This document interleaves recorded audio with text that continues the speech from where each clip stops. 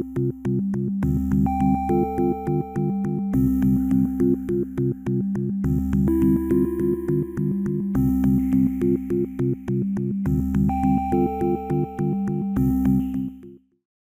starting the March 23rd, 2026 meeting of the Finance Committee. This is the plan for tonight. We're going to review and approve the minutes of the last 4 meetings. And then when we get through with that, we're just going to do budgets. We're going to just start with IT and then move to DPW and facilities and then just get as much done as we can.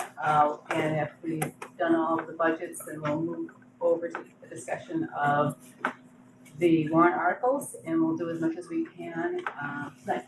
So with that, the first. Madam Chair, could I ask for a point of personal privilege? Sure did. I just want to bring everybody's attention. We have a gentleman right here, Joy, who's just been appointed last Wednesday night as Assistant Town Administrator for the town of Holbrook. Right there. Congratulations. Now you realize this takes priority. I'm gonna be very busy the next few weeks, so. Oh, yeah. Wow.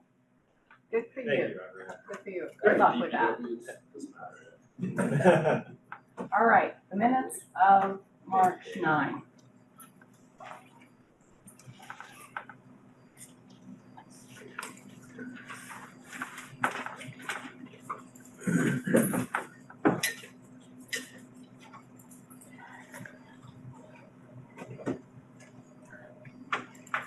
Anybody have any revisions to make to the minutes of the 9th?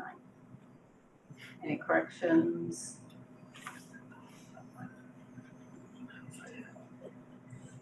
Is there a motion to approve the minutes of the 9th? Second. All right. All in favor of the minutes as presented for March 9th, raise your hand.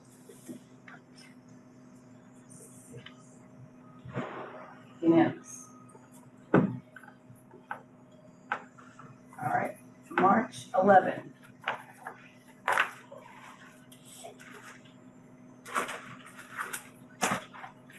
Is it Dean Carmen or Dean Carman? Carman. I changed it into We should just say Microsoft. Dean C. but not in the PDF. Just remember singular. Singular, he's a singular man. Alright. Anybody see anything that needs change?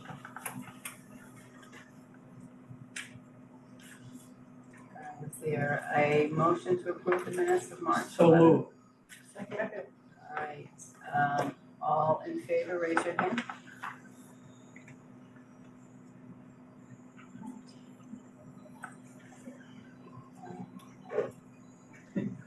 Unanimous.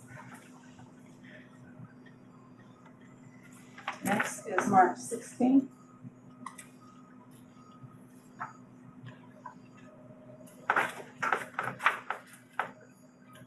This was the night when the school committee presented.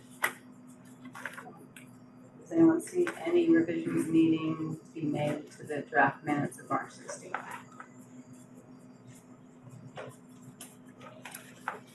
Is there a motion to approve the minutes of March 16th?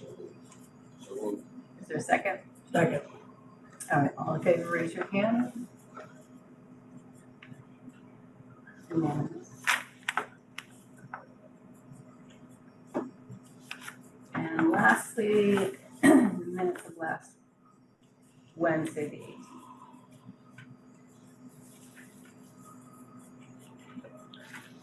Anybody have any changes to that?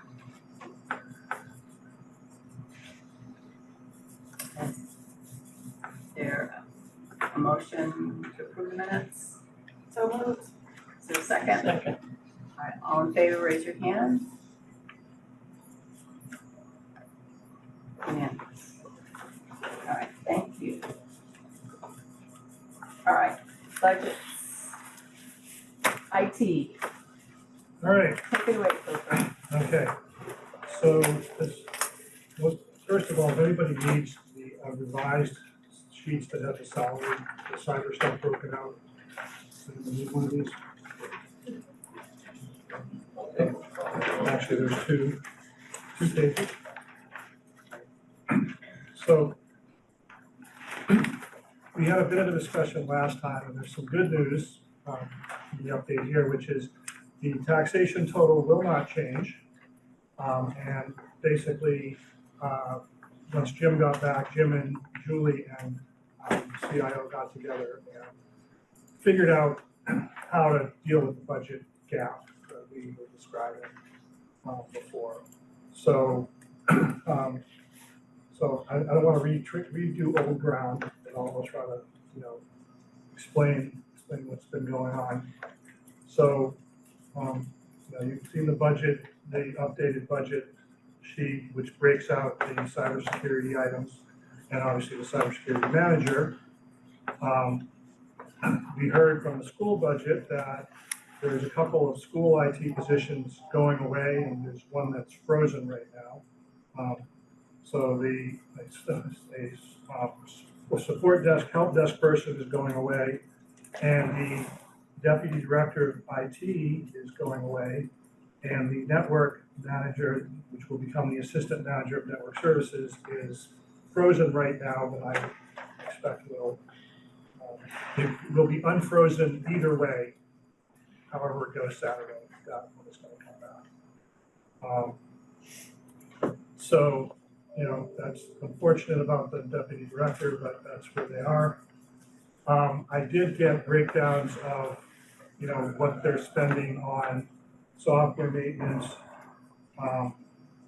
It's endpoint detection and response, facilities work order system, financials, backing up email, 365, obviously, Microsoft, GIS mapping, backup platform, and GIS forms. And they are moving about 5,400 of that to the operating system maintenance, which was the Informix bit. So that's how they took care of that. Munis, there's some training, which is getting charged professional development.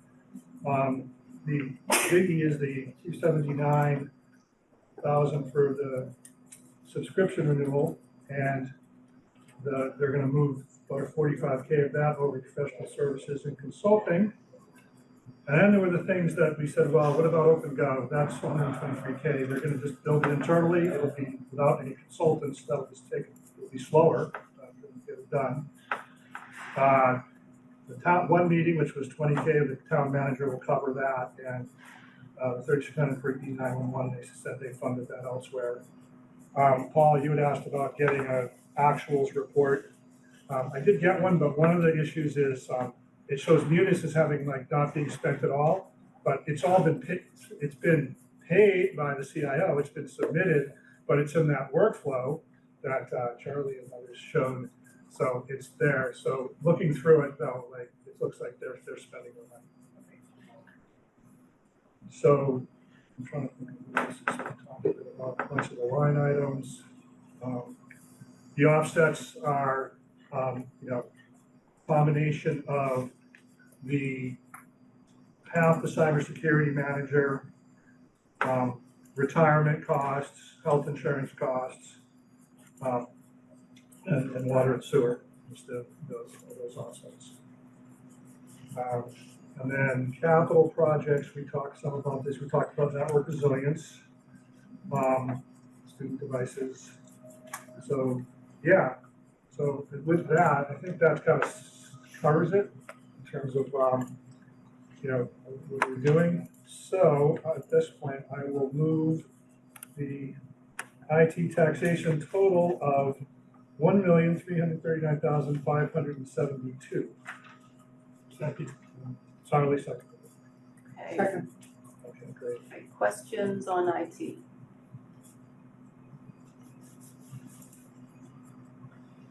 No questions on IT? Great presentation. All right. Seeing no questions, all in favor of the IT budget at 339,572. Say aye. Any opposed? Any abstentions? Unanimous. Thank you, Total, for all that work. I know you, that's some months Yeah. in the process. It's just quite a rather perfect storm with Jim being out, Julie being in, Patricia being called away. All right. On to public works. Turn it over to you. Do we want to try to finish out natural resources and then go into the other ones? Great. Micaiah, could you pull up natural resources?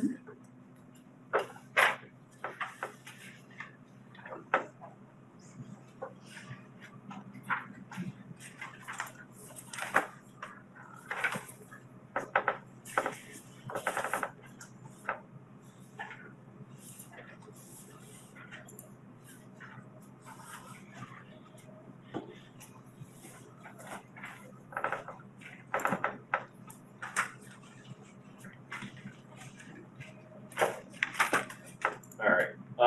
So we went over in detail before most of what the actual line items are, but following up on some of the big questions that many on this committee had, I think including ourselves.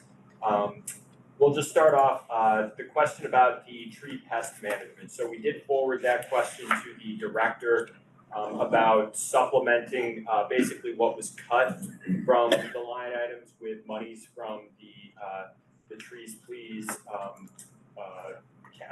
fund, and that was a discussion that the director was going to have with the tree committee, so that we in fact are not losing out on any of the service to the trees, but rather taking that money in from a different source and making it up. So not wanting to let the trees go untreated. That's the plan that they have right now. Again, they want to use that money.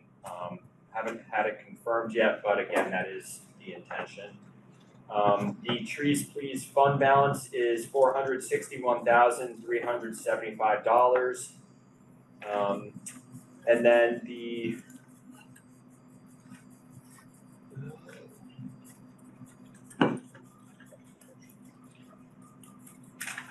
positions. So motor equipment operator number 3, that position's frozen pending the outcome of the override. The director wanted to note it's been difficult to try to fill that position.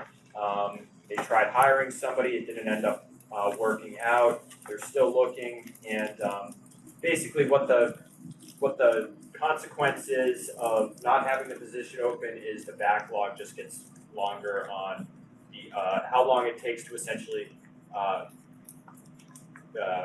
trim the trees that need to be trimmed, and it's just more of an over-reliance on third-party contractors. In addition, some of these positions also do snow duty as well.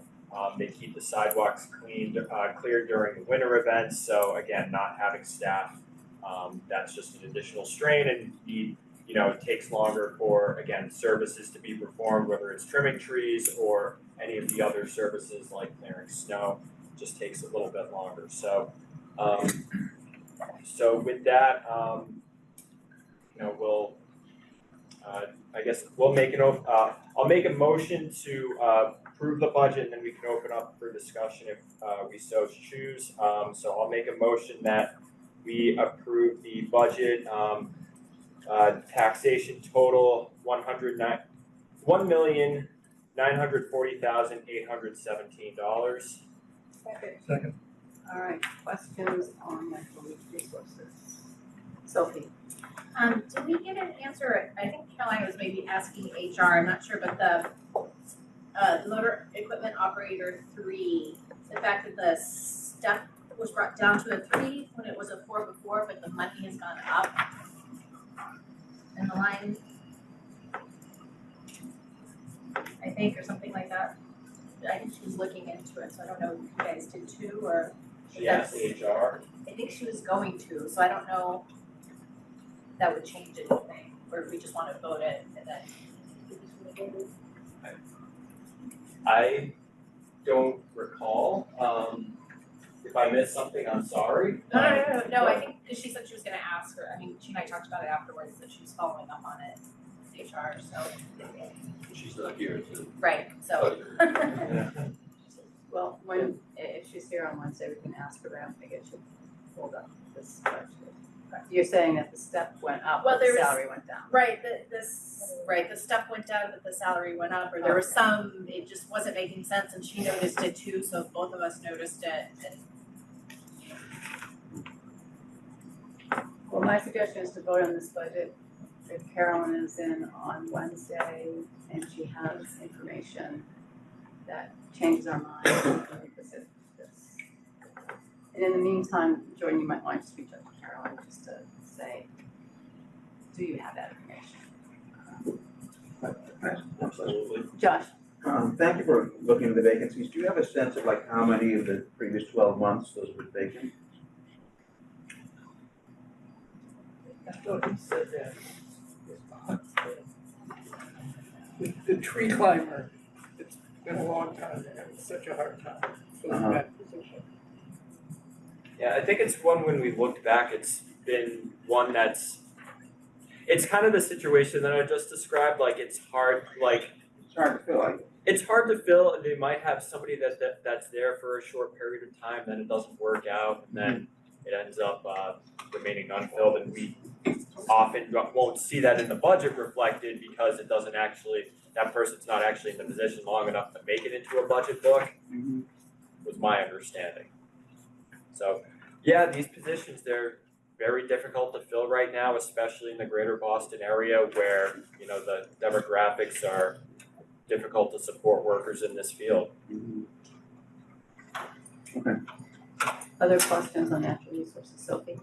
and back to that same position that's been vacant since so I understand it was filled and then not filled for a period of time, but since it's sort of been a problem since fiscal year 2023, do we know if it's been going back to free cash or have they been using that salary line for other things? Unclear at this moment, I'd have to go back into the previous years and try to figure that out, but I can tell you that last year's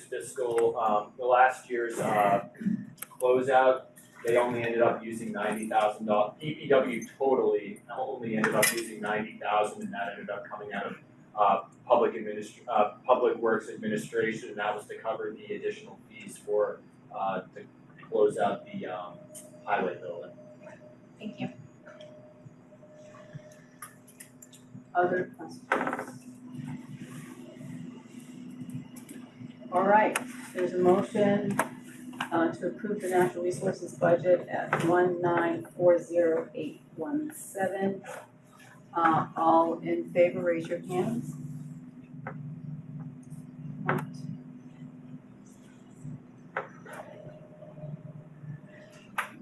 13 opposed, 1 abstentions.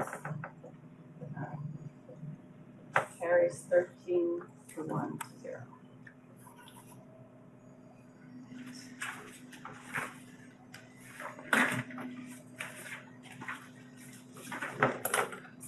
I think we approved town fields, right? Yes. So now engineering.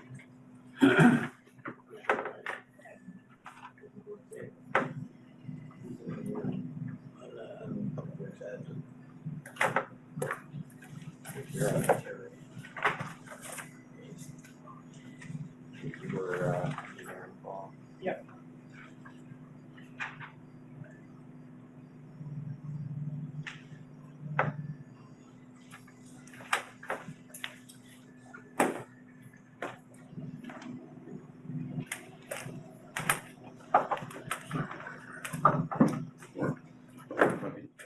Did we do engineering already?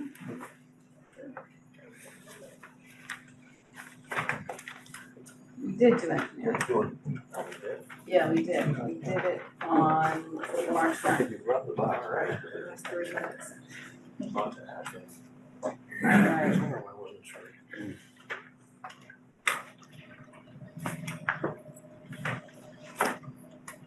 All right, so that would bring us to Public Works Admin.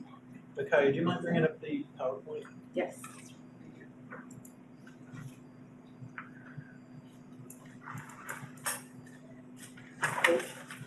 All right, thank you. So, yeah, this is on page 89, budget book. This is largely a flat budget, with just a 3.3% increase in salary due to steps and longevity. Taxation total down 1.5% due to the modest increase in the offsets.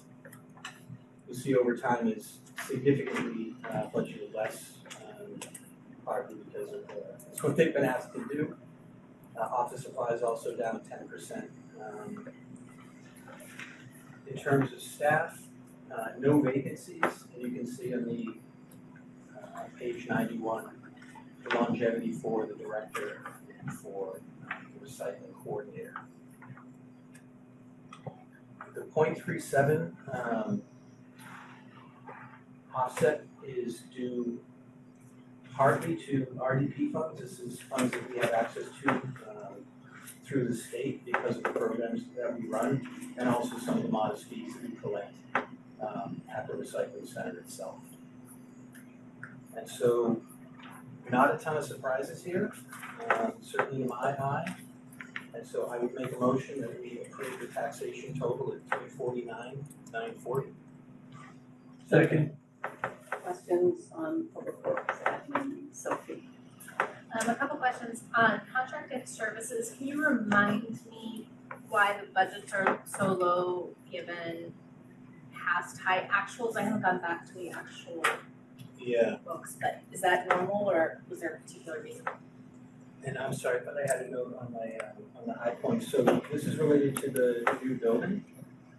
The contracted services you see in 24 and 25 were significant. Now we're down budgeting at 5,000 because we do not expect to. Well, that project is done, and that was largely for outside services related to that. And so the 5,000 going forward is for what the? This is just for random things that DPW might need help with. Okay, sorry. Not related to a specific project. Okay. And then you mentioned the material supplies. Is that over budgeted compared to what they normally use? Just curious.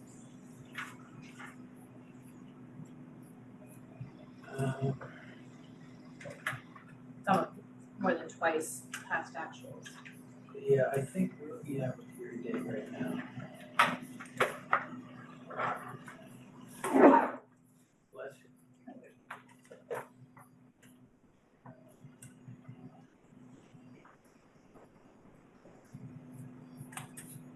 Yeah, right now we're year to date 5,600.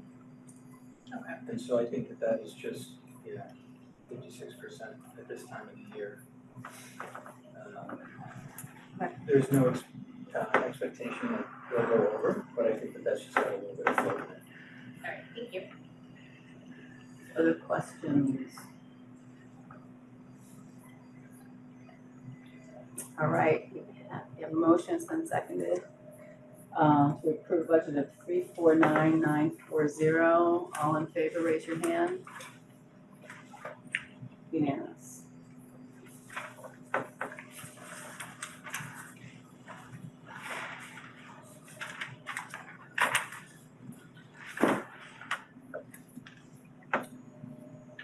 Highway.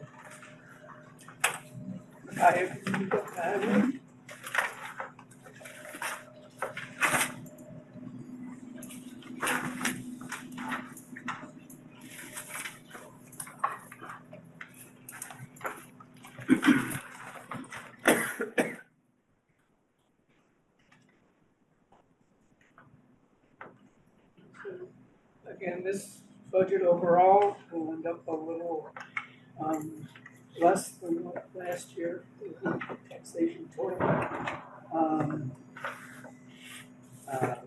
Salaries are just the normal increases. Paul, can you speak louder? I'm sorry.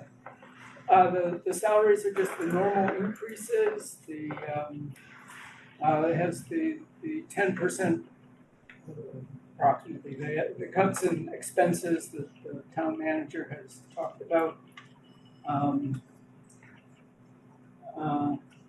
far as, and the consequence of the expense cuts will just be, as we've said, it may limit how much work they can accomplish and how fast they can do it, but they will prioritize safety-related items. The utility costs that show up in this budget are the costs for all the DPW buildings. They are currently running higher than budgeted, and it's, I think, an ongoing discussion between the director and the manager about how they're dealing with these utility costs. They do hope to get more experience with the buildings going forward and be able to better define their budgets going forward. And I don't believe any of these motor equipment operator positions that are vacant are on hold. It's just that they have so many, and it's sort of an annual thing of trying to hire new ones that comes up. So you can see a few of them are vacant, new vacancies because someone left in the last year. So I moved the highway taxation total of $1,950,155. Second. Questions on highway? Sophie? I noted last year that we were warned that lots of retirements were coming up. Do we know if did something happen, or is that still in our future? Difficulty hiring to replace? We did make mistakes to follow up on that. And then, I was concerned about the decrease in pavement markings. Because last year we talked about that being for crosswalks, so it would seem to be a safety concern in town to reduce painting of crosswalks. He said with the pavement markers, they certainly are gonna focus primarily on safety priorities. So that's where they're gonna focus. So what are they cutting out, because they're cutting it in half, right? I don't know exactly what they're cutting out, but. Yeah, and one just related to that is like this is kind of like its own separate line item, but obviously if you're reconstructing a road, you would just put everything into, that budget that you would put aside for the road reconstruction. This is just kind of a separate standalone item for like when you need to go in and put pavement Well, I markings. guess my question would be, what pavement markings aren't for safety? That are cutting out? No, Are all pavement markings for safety? No, I mean like paid out of this line item versus Okay. like a project's actual budget. Do you know what I mean? Right, but I mean, I feel like with the snow, especially when we had this winter, a lot of pavement markings, like the yellow lines down streets, kind of wear out and disappear more depending on the harsh winters. I'm just concerned to see a safety, I think all pavement markings are safety. I don't know why that's where such a large cut comes. We're going to reduce the number of road work we're doing. So that makes sense to me that we're reducing the number of pavement markings once we put in a road and fix the crosswalks when we do that road. It's gonna reduce the number of roads. It makes sense to me that we would be reducing pavement We're markings, doing but I don't know less- if that We're doing less repaving, we do less Why- markings of the. I thought that this was like, from past discussions, I thought this was just sort of yearly upkeep on painting crosswalks. I don't think so. Okay. Where would that be? Charlie? Thank you, Madam Chair. So I have two questions. First of all, Paul, are we responsible for the noise out here? No, I think that's in the capital budget.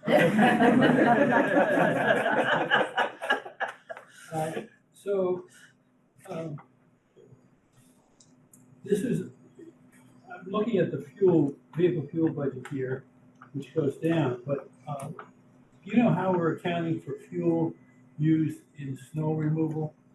Is that somehow segregated, or does it just come out of the fuel? I think they try and account for everything to do with snow removal in the snow budget, so that they can overspend the appropriate.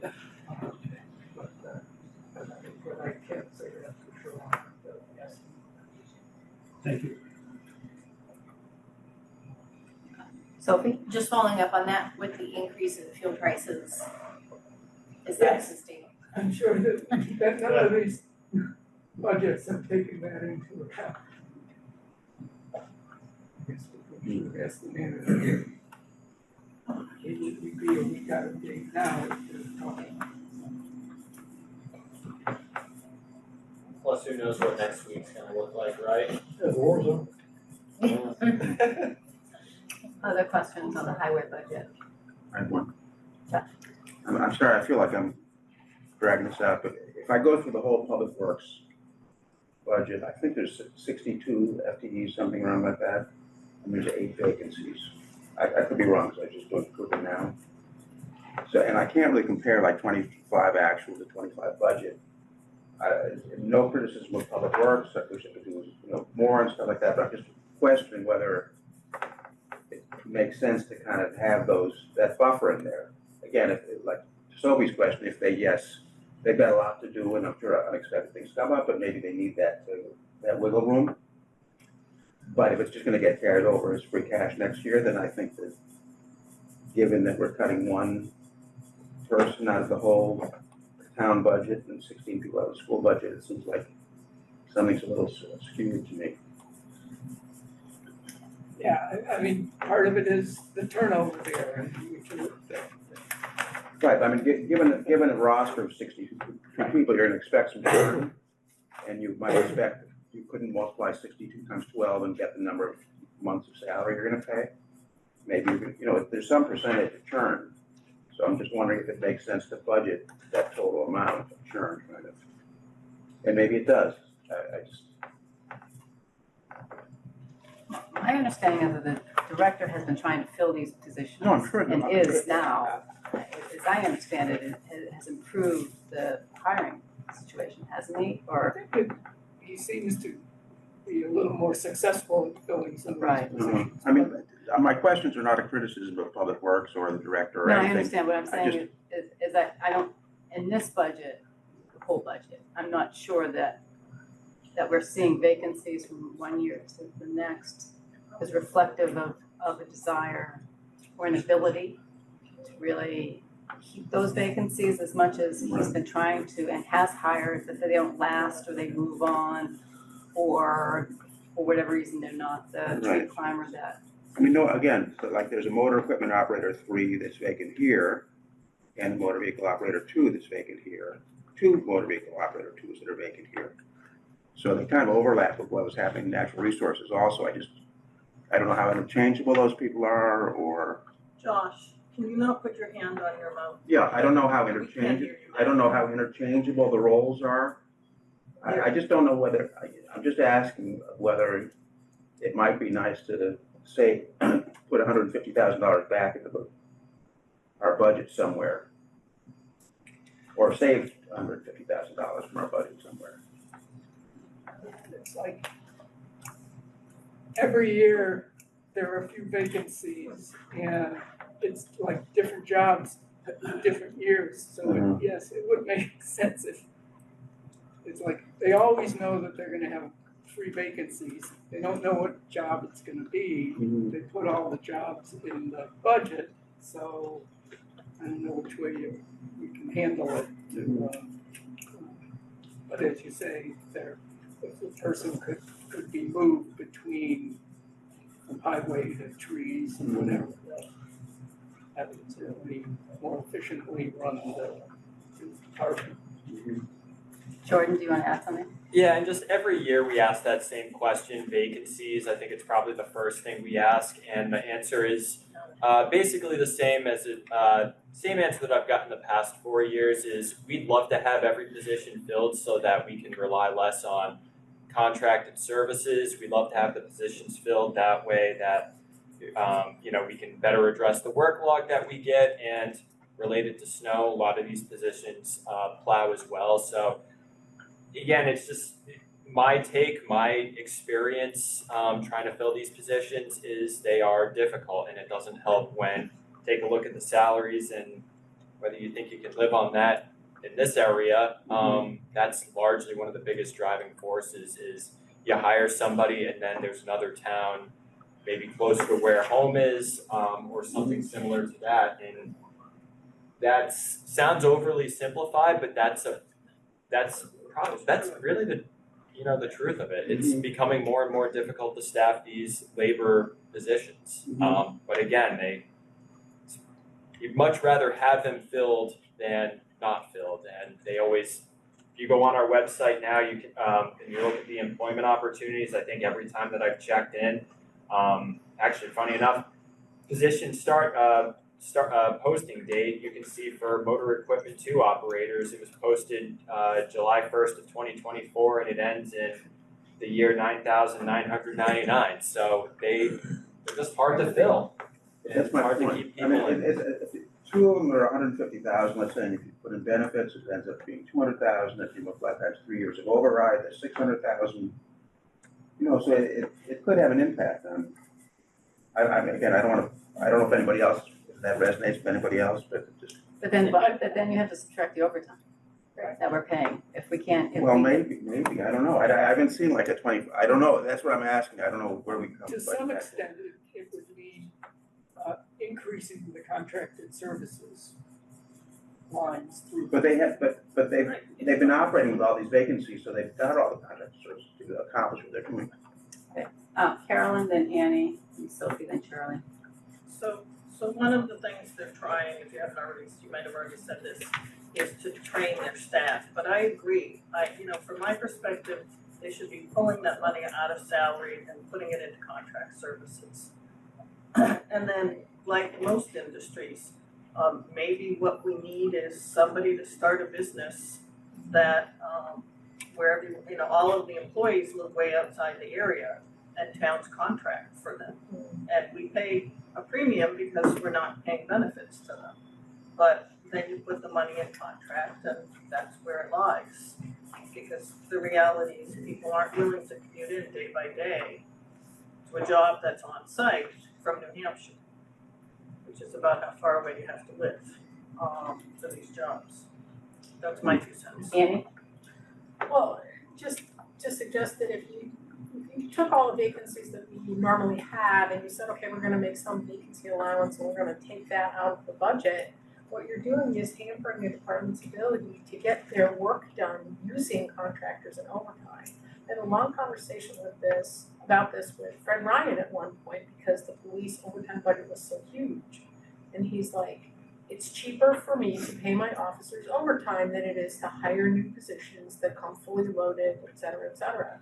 So I don't see this as a problem in the budget unless what's happening is the work is not getting done. And in that case, I do want them to use contracted services and just admit they're not gonna be able to hire people. But I don't think contracted services are necessarily gonna be less expensive than employees because then you have to factor in profit. No, they're not. But the budget includes contracted services, and they've been operating with all these vacancies for 3 years, probably. We don't know that though. We don't. That's the Been closed since that's the July. junk here. Okay, all right, I drop it, I'll That's drop an it. evergreen posting. It's just going on forever because of turnover. Right. Lots of people do that. The junior consultant in a Salesforce firm is an evergreen post. It's always up. We're always hiring. Sophie? Very good. Well, for transparency purposes and planning purposes, I'd rather see overtime increase or contracted services increase. Those are line items here as expenses.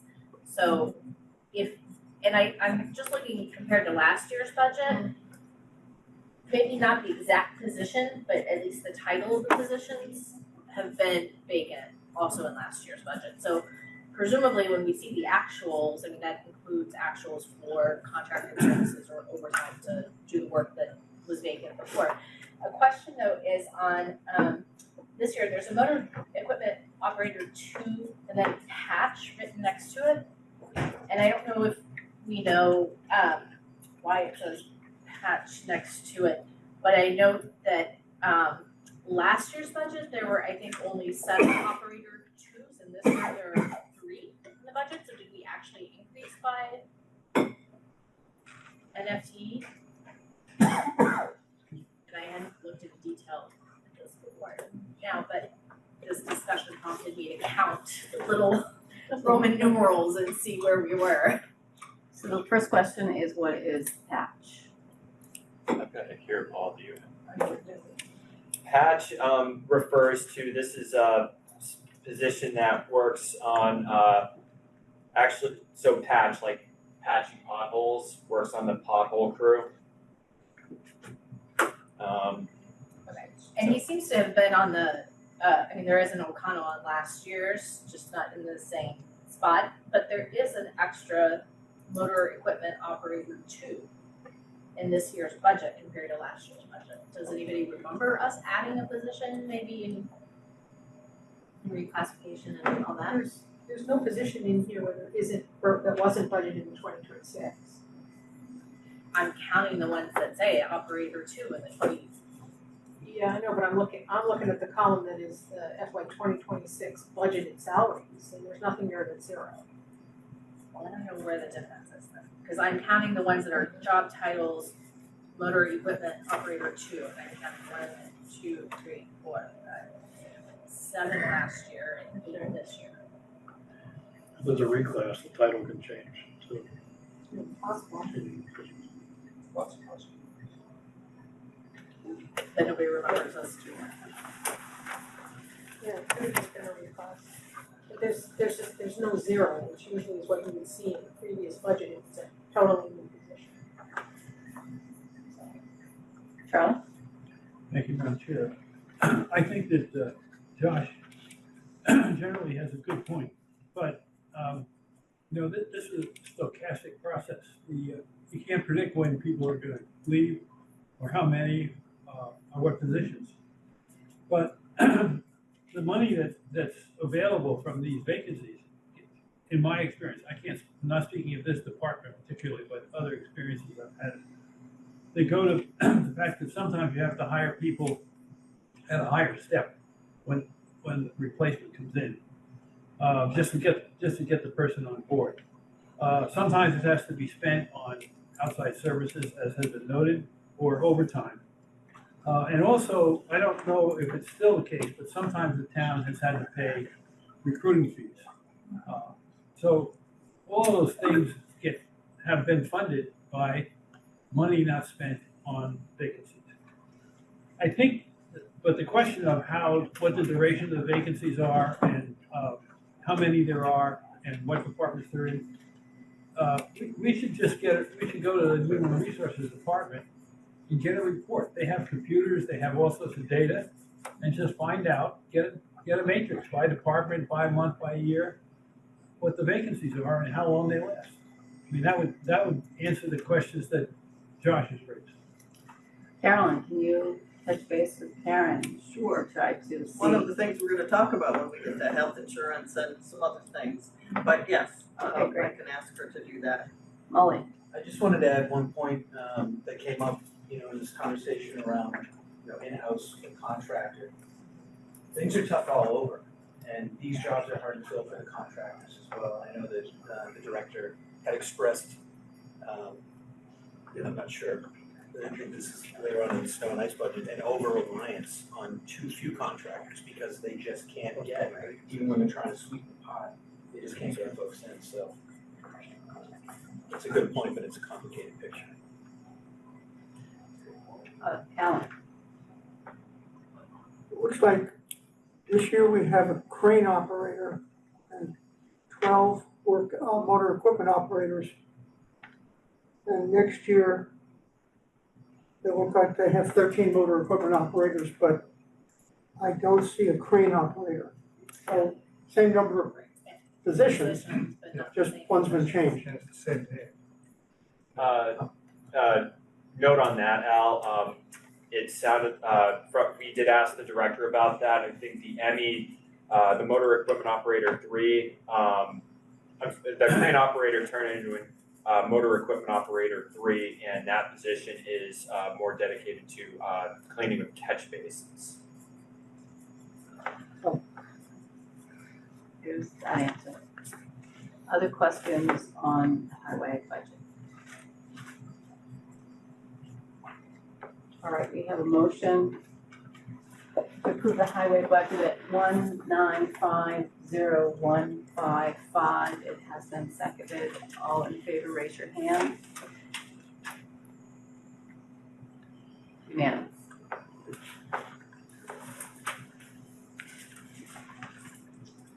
Oh, and ice.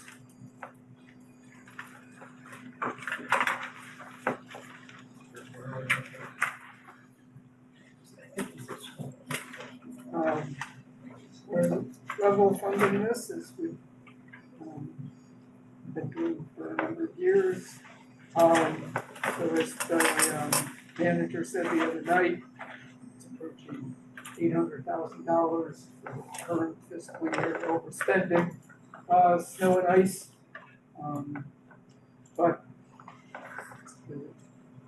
the whole thing that if we can't ever lower this budget so that we keep it low, and it's been at a good level for normal snow years. It's just this year we've gotten so much snow that we're overspending. I'm sorry, how much have we spent today? It's just under $800,000 above the budget. And I don't know whether they spent anything today or not. That little bit of snow we got this morning. At least we got snow this morning at my house up on the hill. I don't think they sent an equipment out. So I moved $1,172,013. Second. Okay, questions, Michael?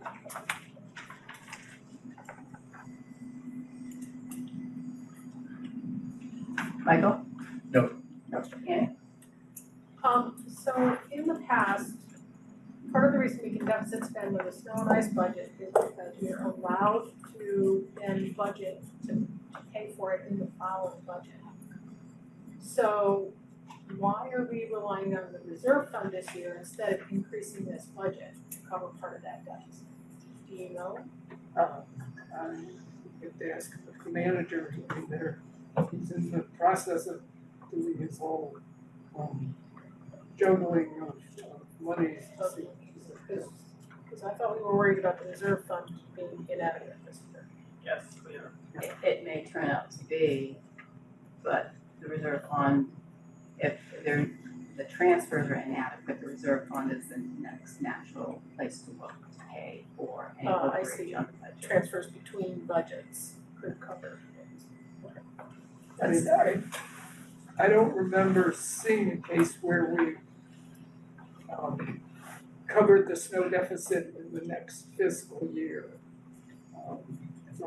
We haven't done it in a while, but we've done We it. used to all the time, every year. It used to be how we did it. And what was the mechanism that was used to do that? Was there a second budget item? We had a line item called snow and ice deficit, Yeah. which was last year's deficit. And we just budgeted. And we haven't done that for Christine fixed 15 that. years? Yeah, now, Christine personally fixed that. I went out and shoveled, yeah. A lot. Some little money from here to there, Chris. Yeah, we now budget using a 10-year rolling average. So the last couple of years that we were over, we had more than we needed to spend, but then it comes back to bite us every once in a while. So I think that system is working well for us.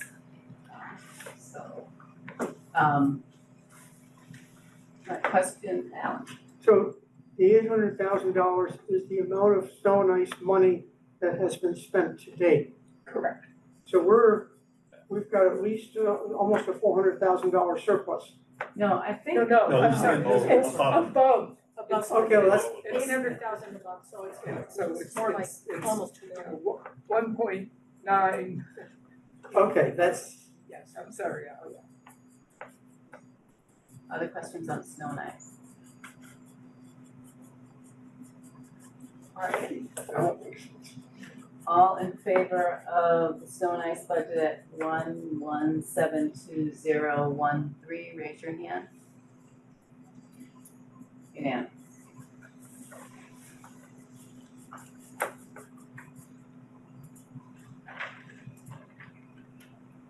Solid waste. Alright, Makai, would you mind bringing up? Thank you.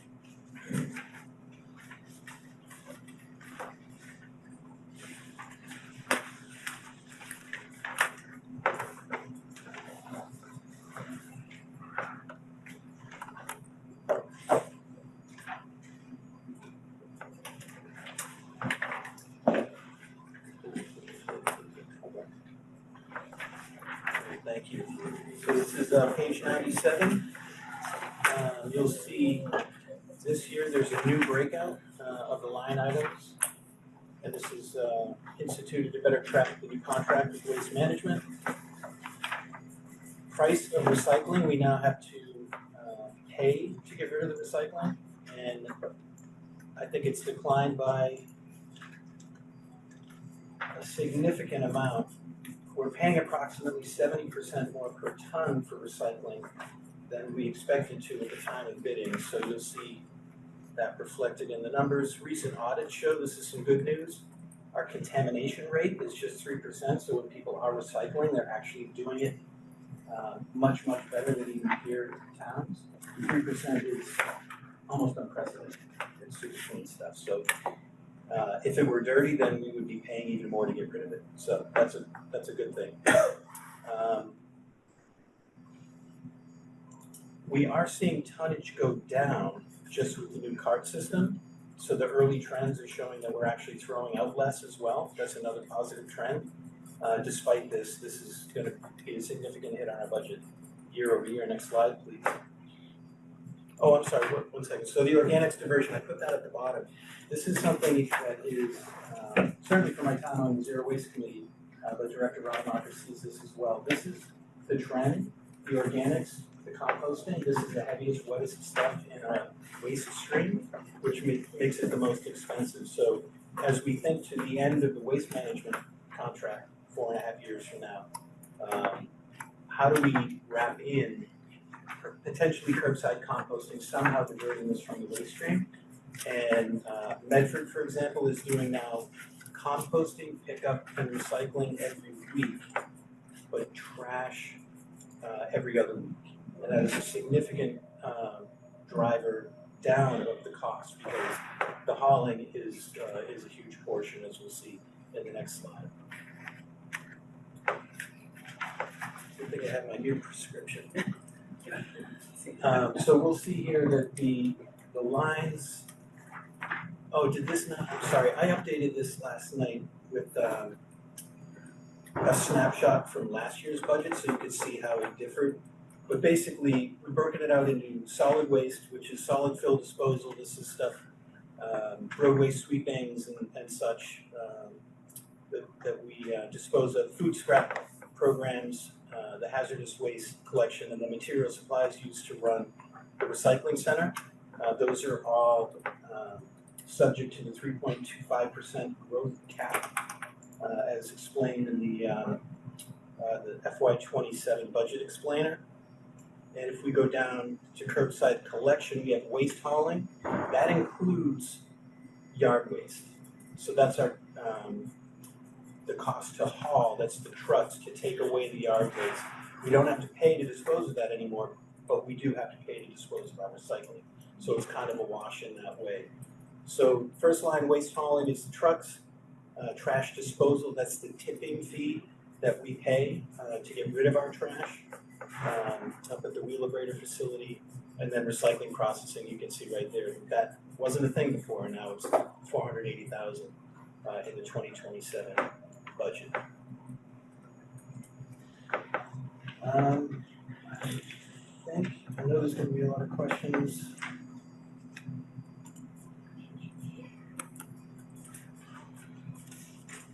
the public feedback, Director Rodmacher says the transition has been largely positive. Calls to DPW and reports to Waste Management for missed collections, which we know was a thing with the last operator. Those are significantly down, and so far Waste Management has been responsive.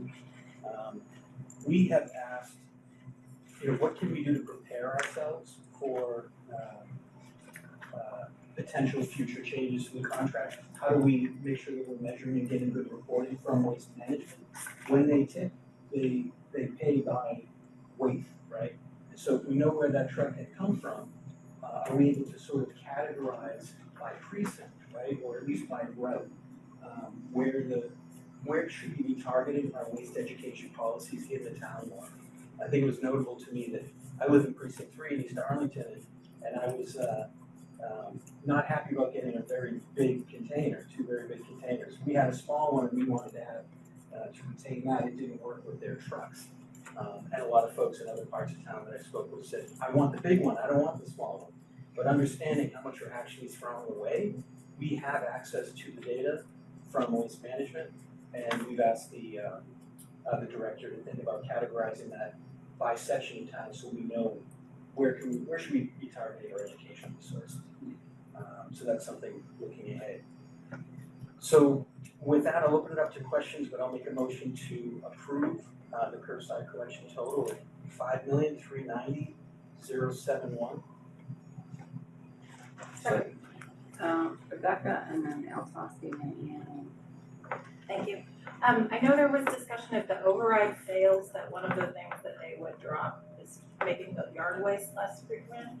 And did they talk about the numbers about how much the hauling, I mean, presumably you get the same amount of volume of your weight of yard waste, but you take fewer weeks of trips.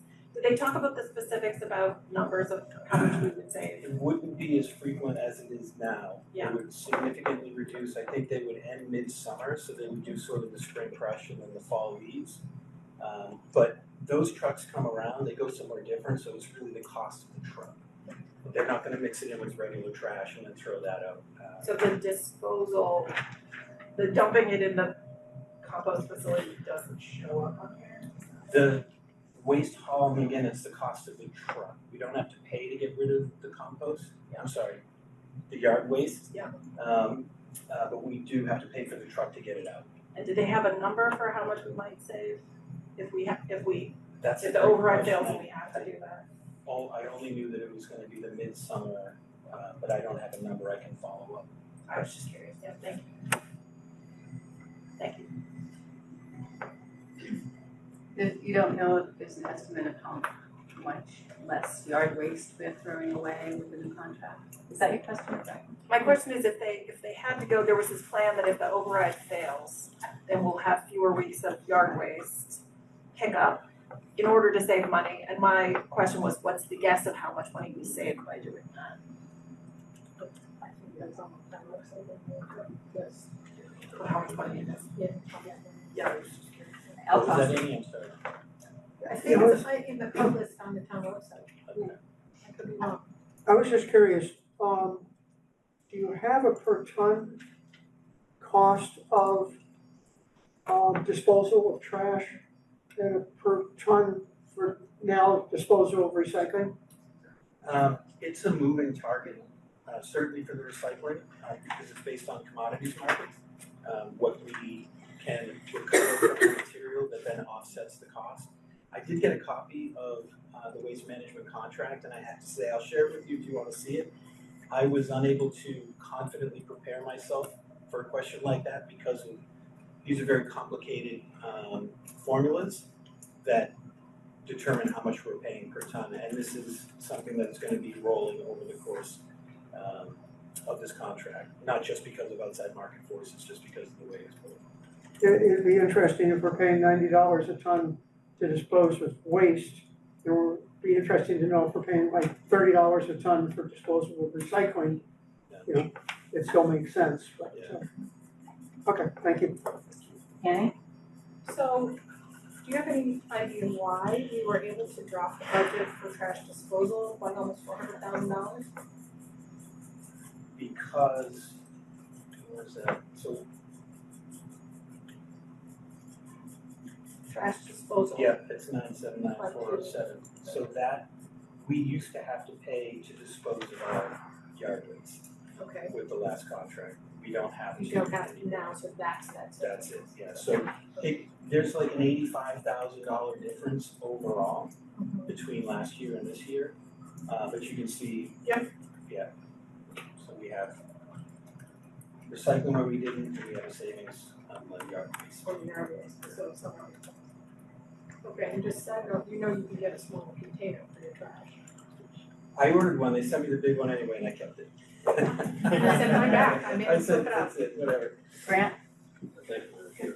And the beauty is, other people ask questions, they ask the same ones I'm asking, so that reduces them, but can you, when you talk about waste hauling, you mentioned yard waste, what else does that include? Waste hauling is all of trash, so the black bin contents, plus the taking away of yard waste. They don't go to the same place, but that's all captured in that. Okay, and the trash disposal is the tipping fee? Trash disposal is typical. Okay, so there's trash and yard waste hauling, basically what that would be correct waste, okay. And, thank you, and the other one is, how many, I can understand if the numbers are, by the way, I would like a copy of the contract. You wouldn't. Oh, you'd be surprised. I thought I would be really I did ask. I got an A+ in that class in graduate school, I'll take a copy of that. All right. We'll put it in the shared file. Legal part of that, all right, so, do we know how many tons of, I'm wondering how, basically, what's the difference between how many tons of recycling and how many tons of trash? That we do. I know the pricing is different, but I'm just wondering about the amount of tons. I don't have our current, I can get that.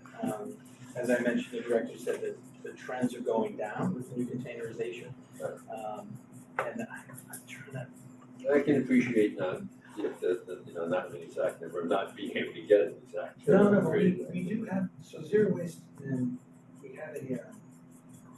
We showed the baseline, we're trying to get to, is it 20,000 tons a year? I'll get you that information. It isn't what we're trying to get to, I'm just wondering what it was, what it's been. Yeah. I mean, We've got 5-year term. okay.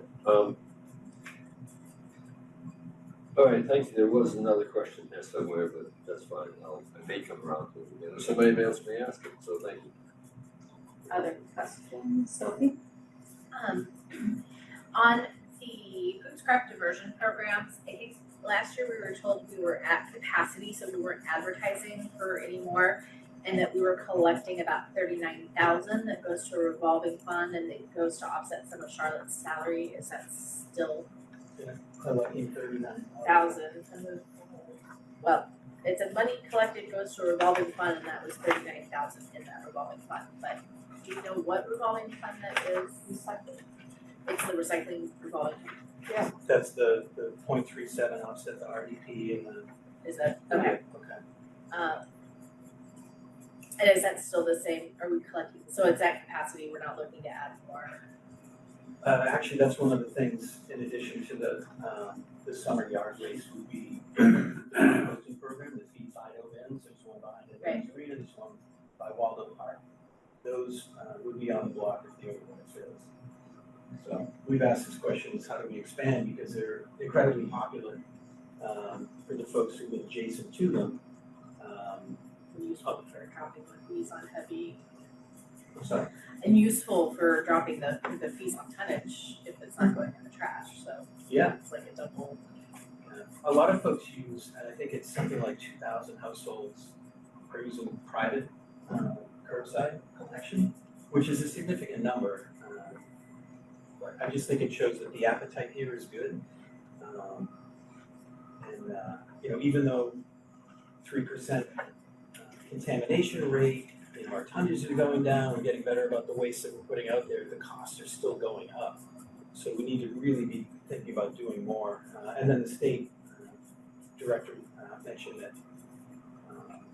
DEP is proposing or has proposed a food scrap diversion mandate by 2030 for municipalities, potentially for institutions like schools in 2028. So the stuff is coming down.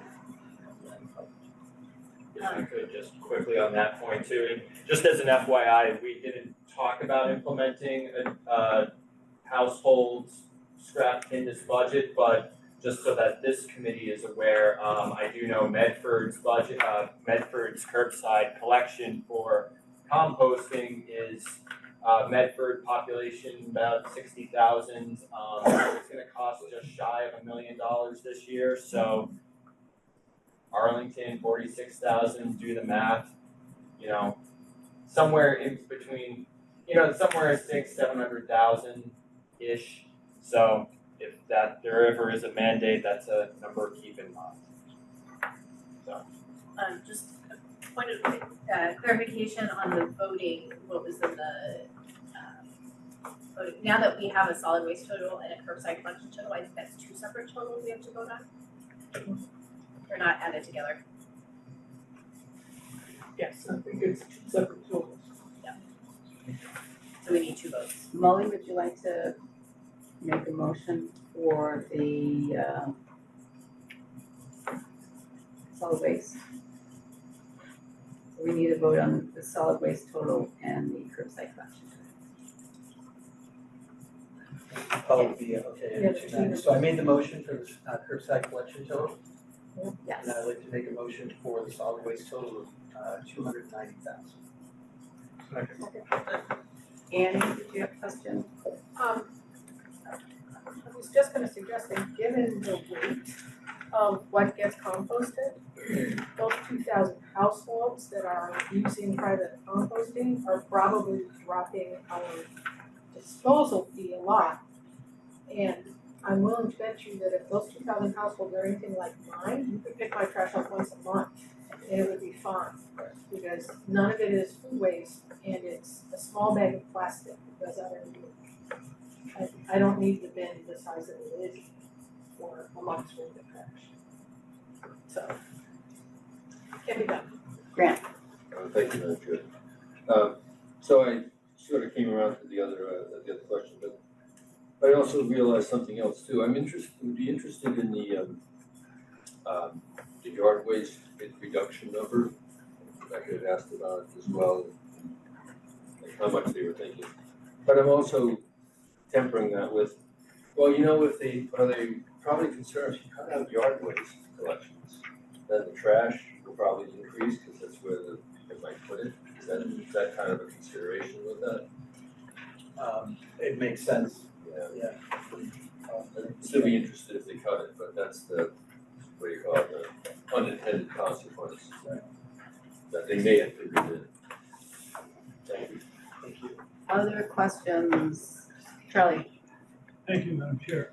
So, a couple of years ago, we had this presentation from, I believe it was the junior high school about restaurant collections. Is that what's in the food scrap diversion program, or is that something else? Something else. And the corollary question is, are we doing anything about optimizing, may not be the right word, but, you know, controlling the cost of restaurant disposal?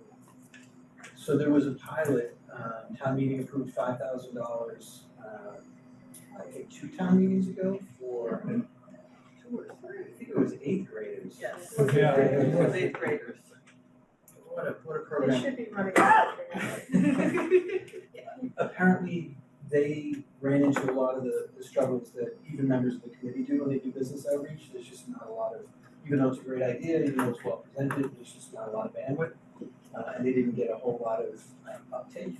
So it was a good learning experience, but it didn't expand again. It didn't go anywhere. But to your first question, I believe the food scrap collection is in the school budget. I think that this 50K is for the feed fire bins, to fund, you can get a little sink side thing for $5. I think it's that. And I know that Rachel Oliveri is the school coordinator, and she's been getting a lot of state grants to fund stuff happening in schools, but I don't have a lot of clarity on it. So wouldn't the restaurant trash be much heavier than almost anybody else's trash?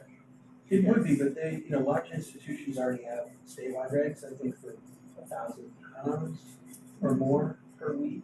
And I think the state is considering dropping that to 500. But that hasn't happened yet. But that's like large apartments, that's another big thing that you struggle with as a town, how do you properly serve those? So it's all mixed in with the one number right now. I think the restaurants are private. Yeah, the restaurants are Yeah, private. they're all private. Businesses are all they're private. private, they're not allowed to use the town. Unless they buy your Only own bag. residential. Other questions, Carol? If you want more information about the junior high, I can comment on that since I was involved in that. But, yeah, what happened was the restaurants weren't interested in, continuing because we were subsidizing that first year, the difference between their trash collection and their compost. So they weren't willing to then join, and work with the two companies that do collection in town. Now, that isn't to say that there aren't restaurants in town already doing that, because there are restaurants in town already doing that. Roasted Granola and Kickstand are two of them, I don't know about others. So, I was gonna say that two are now one, Oh, really? private collectors. Oh, we lost the one of the private collectors? They kind of had I think they kind of carved up the terrain Okay, and said, okay, you guys do this one. we'll do this one, okay. Leave it with it. I used to Fido, so I'm glad for the 50K. Agreed. other questions on solid waste collection? Could I just, I found the information, Brent, that you're looking for. We are averaging around 11,000 tons in Arlington right now. And then that's down from about 12 and a half from 2018. So it's been a consistent dip down with a huge jump in 2022. That's likely due to the FIDO bins and perhaps one of the private. Is that per week? That's annual. Yeah. Yeah. And And that's so trash, RD waste, or, this is sorry, that's all solid waste, so I don't have to break out. solid waste, okay, I was thinking about waste, trash, and stuff, at the bottom of the curbside collection. The tonnage on that, but it doesn't matter, I'm fine with the budget as is. All right, seeing no other hands up. We have a motion for the solid waste budget of 290,000. All in favor, raise your hand. Unanimous. All right, we have a motion for curbside collection at 5390071. All in favor, raise your hand. Unanimous. All right.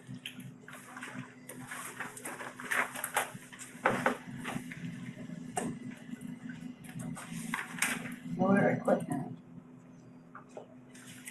All right, so motor equipment, as a reminder, DPW, they service all of their equipment. It's mostly the DPW equipment. They have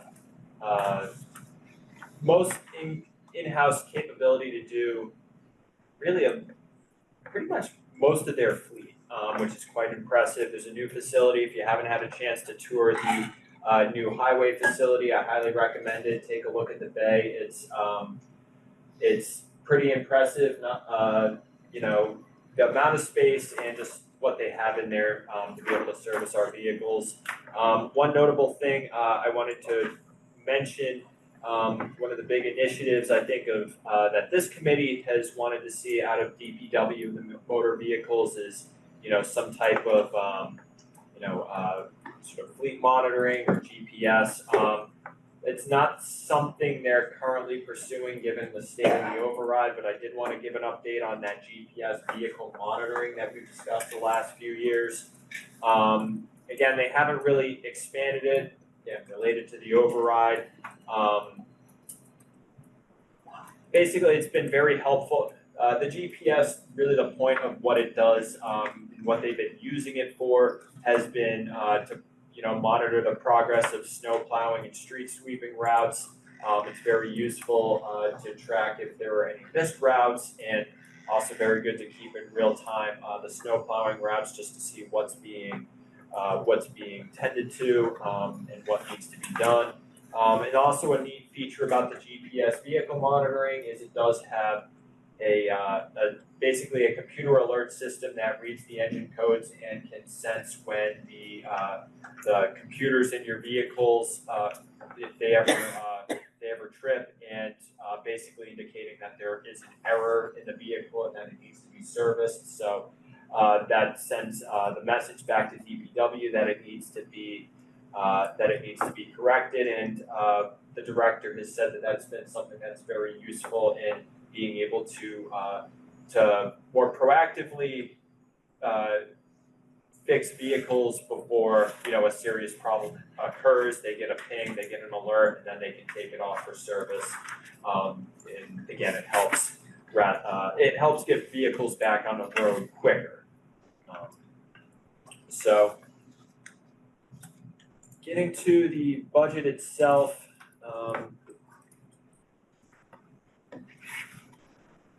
The out of grade spend that was due to supervisor of the motor equipment and vehicle turnover.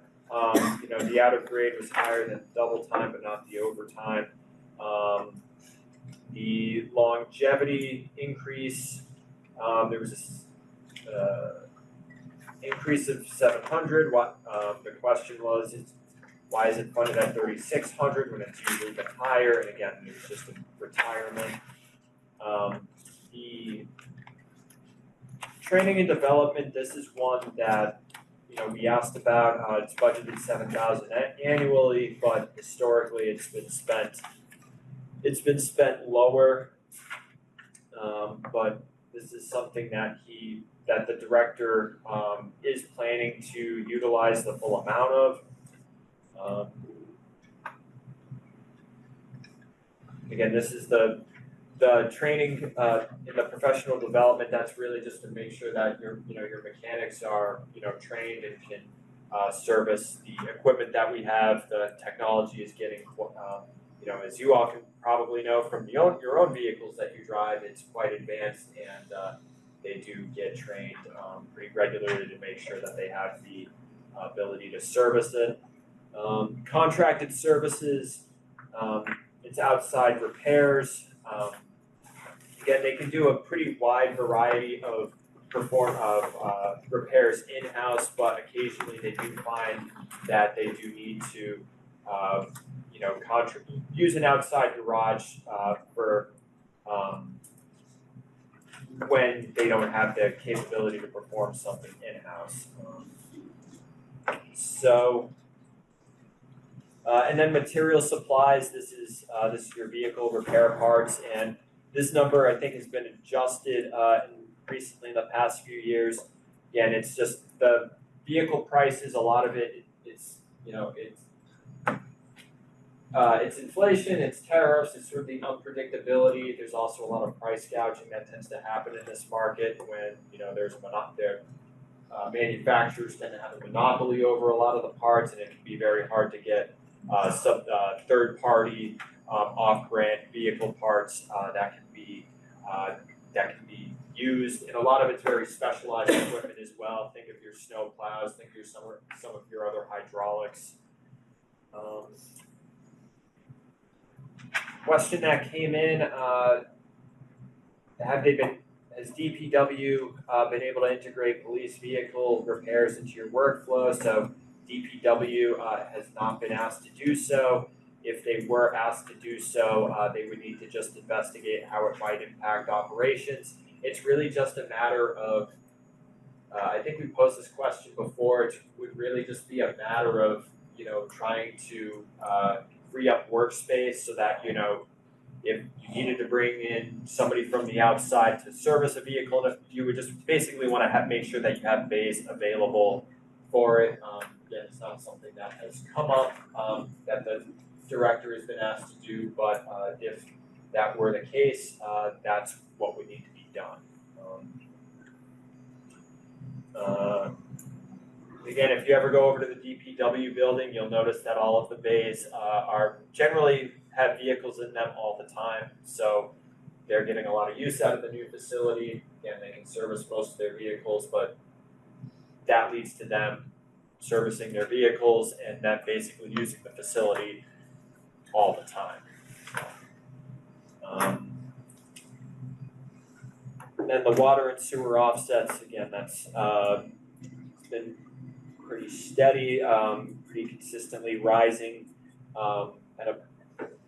over the years. So with that, I'll make a motion to approve the total taxation amount, $504,808. Second. Questions on highway, motor vehicle? Sophie? Sorry if I missed this, is this where we were talking about the police department using them for the cars to repair some of their cars instead of going out? Correct.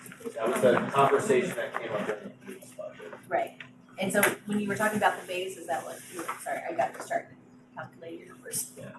Yeah, that was essentially what it was. It's like, it's more of a workflow issue of DPW is always servicing their vehicles, they're servicing the town vehicles, and it would just, it's basically like they would have to stop servicing town vehicles if police were to go in and start servicing their vehicles. So that means we don't do it and there's no plan to do it.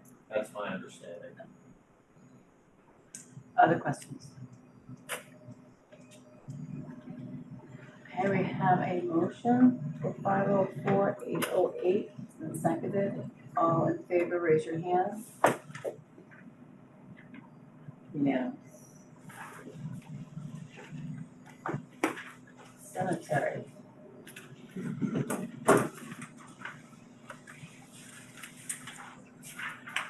Retired, you don't bring it up.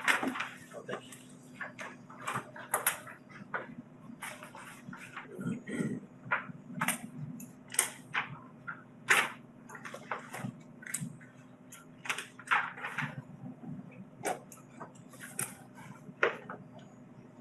Is it the other direction? Might be. Do you know what page it's on? 104. Good, up there, presentation, I'll find it. There we go. Page 103. This division, cemetery is responsible for maintenance and operation of Mount Pleasant Cemetery. I did see on an older PowerPoint that it's also the burial ground next to Robbins Library. Others here would know that I wasn't correct. We have out of a town cemetery is no longer taking all full. It's a small team of 4. Motor operator 2 role is still vacant.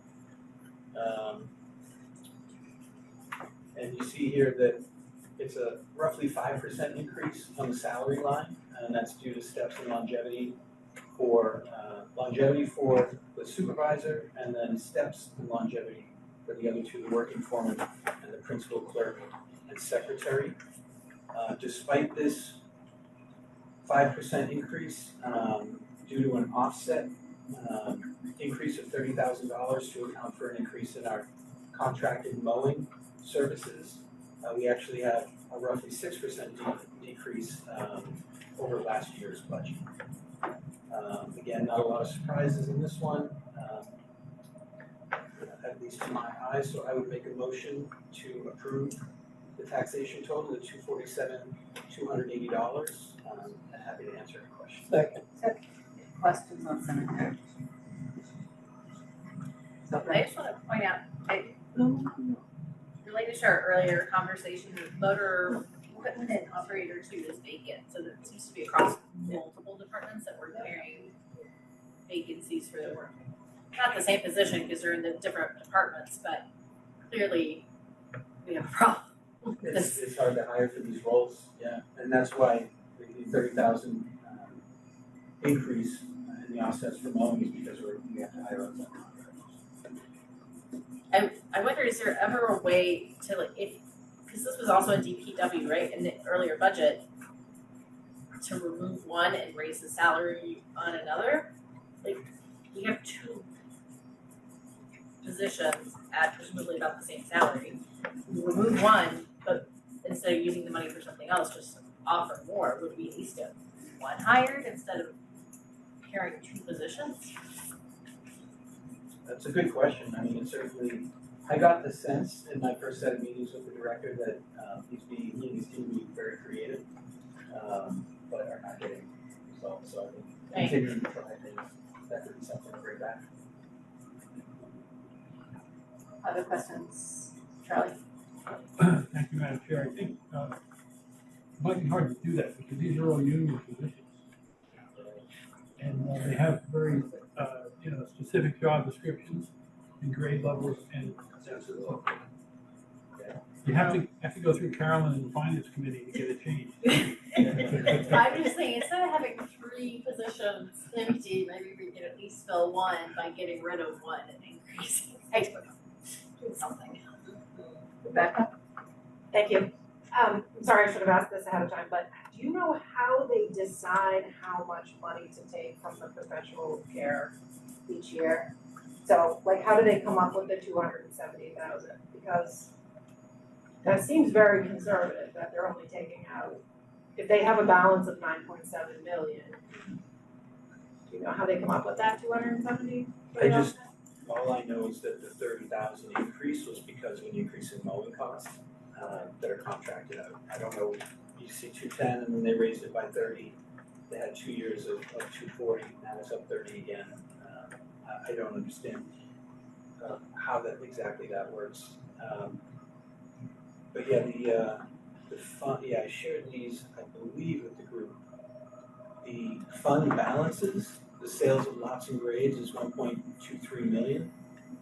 And we brought in 93,000, a little over 93,000 in revenue last year for the sale of 34 grades and 14. You guys say niches or niches? Niche. Okay. I was on the niche side, I wasn't sure where we were. We have 60 left to sell. And the perpetual fund is 9.7 million balance, and we earned on investment almost 300,000 last year on that fund. And some of that money, we're pulling out in a warrant article capital as well as an additional amount. And at some point, we're not gonna get any money that goes into these funds anymore. When that becomes too full, then. Could you say that again? Since we're getting money from the sale, but at some point, we're not gonna be able to sell. So we're just gonna be spending, not taking in, so there's some sense to be conservative in pulling out. Alan? Yeah, I was just gonna point, I think it's being treated more like an endowment. Yeah. Don't touch the body, don't touch the corpus, you know, so that's about the No pun 270. intended. Yeah, it's a little less than 3%, and there's the capital money coming out of it, so if they were spending more than 5%, I'd worry. Yeah, it just, my gut reaction was 5 was fairly reasonable, and they're only taking out 3, but the capital I answered that, but thank you. Other questions on the cemetery budget? All right. All in favor of the cemetery budget at 247,280, raise your hand. Unanimous.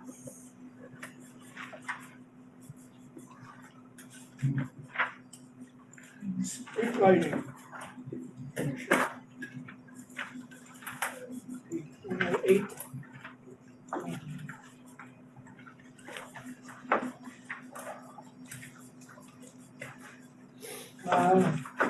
The warranty on the LED street lights has expired, but they have a good supply of replacement lights that will take care of them for a few years.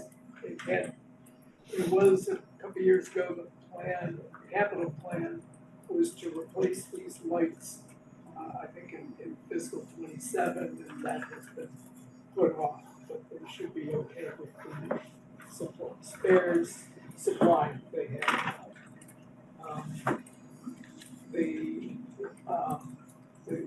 Despite them being a little older, the LED lights they have are very efficient, and so the electricity usage here that we think is a reasonable number. I should have found out what they've spent so far this year on electricity rate, but.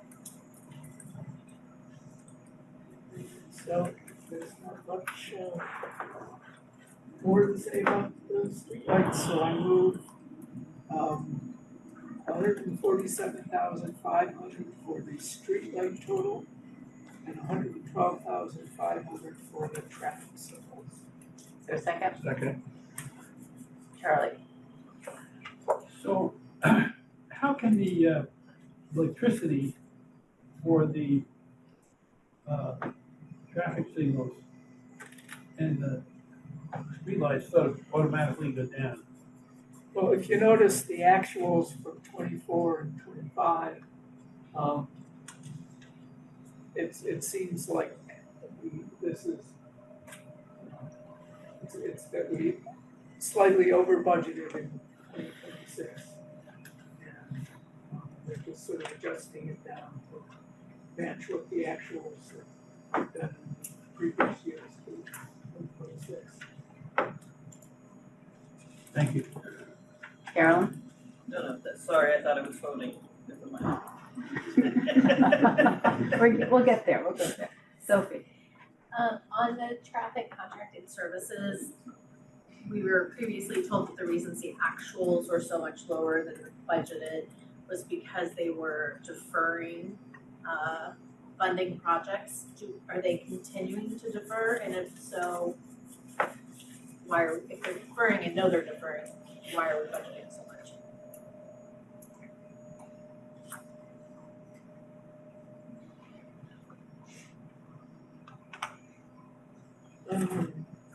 I don't have an answer for that. Just that they're tracking okay on this budget. Because we seem to be, I think, the budget used to be at 110. I think it was brought down to 90, maybe with previous concerns, but it's still not. Seems like there's a big chunk of over budgeting. Yes, I agree. So. Other questions, Alan? Sorry, I think I should have asked this earlier, but I'm a little surprised at the even reduction in electricity, because electric rates in general are going up. Which makes me, the question was, do you know if they're getting their electricity from the ACMi contract, which tends to be more stable than the commercial prices? No, they don't get, they're not part of the community education. I'm sorry. Okay, they're not part of the ACE, the Arlington Community Electricity. Yeah, which in my experience is more stable than the commercial rates. So I'm a little, the lights aren't gonna use less electricity, so I'm a little worried that the electric is going down, even though they're still probably over the actuals. It's not the ACE program. I think they do a separate procurement for commercial, and that's the rate that the town pays, I believe, is that rate. So it's like a contract. The same rate for the buildings, it's in this. Okay, thank you. It's like a 3-year contract usually. It's a multi-year contract. Yeah, I gave the numbers in the facilities presentation. I think they expire at the end of 2027. Molly? I was just looking, Paul mentioned the actuals, so year to date, we're about 80% on the electricity for both street lights and traffic lights, and we have a 0 spend. So for your point, so it seems that they are still deferring, 0 spend on the traffic lines, contracted services. Josh? Yeah, I feel like I only have 3 things that I say every meeting, but I think that if we're like other municipalities, we may not have a steady contracted rate for electricity. It might be based on peak demand. I'm not sure about that, but But in any case, That makes sense. Hmm? Well, it makes sense that we're gonna pay less at night. it's not, the way the peak demand works is you pay the same rate, I think, for the whole day based on what your peak load is for that day. So if you hit a high peak at noon, you pay that rate for the whole day. Other questions on traffic or street lighting? What do people feel about holding off for Paul to get answers to Sophie's questions, or do people feel like they can vote? We should vote. Alright, we will vote and it's open to reconsideration depending on what Paul may bring back. Alright, all in favor of the street lighting budget at 147,500, raise your hand.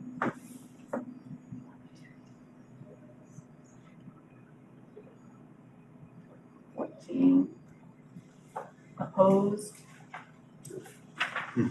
Abstentions? Passes 14-1. All right, traffic signals. All in favor of approving the traffic signal budget at 112,500, raise your hand.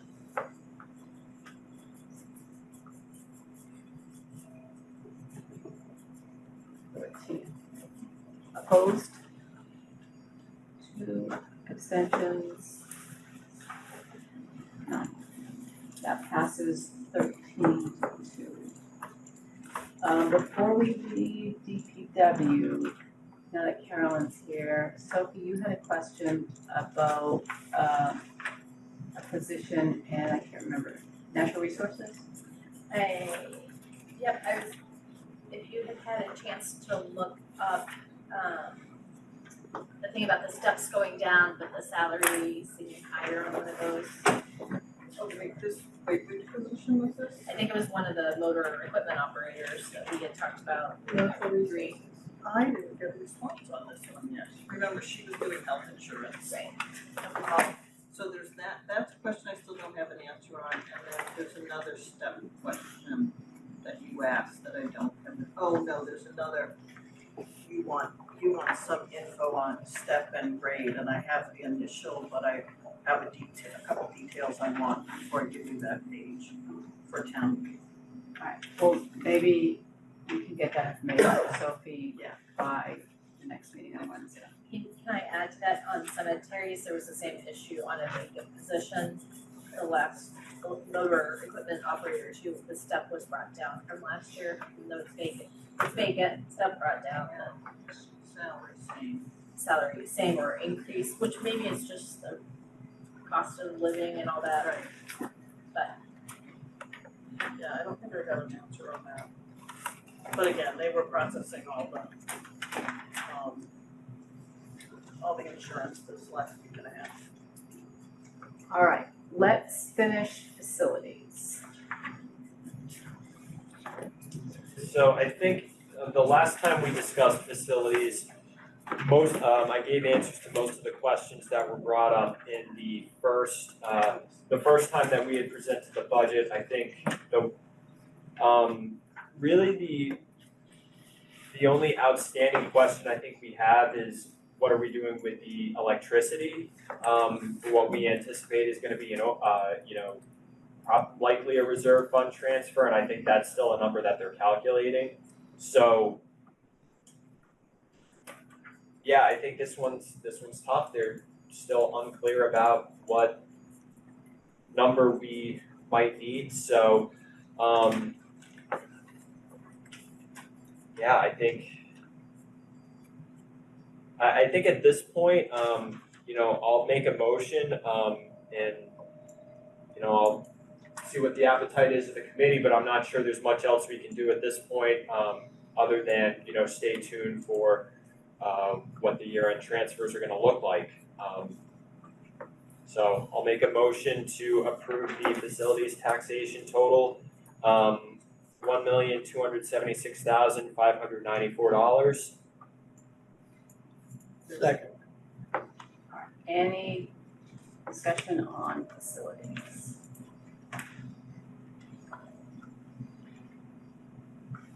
All right, all in favor of the facilities budget at 1276594, raise your hand.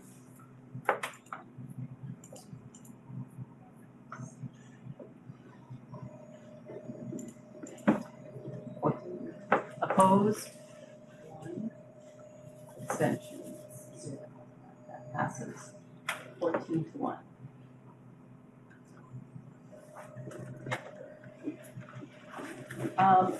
Carolyn, do you have any information on parking that you can share with us tonight? Parking.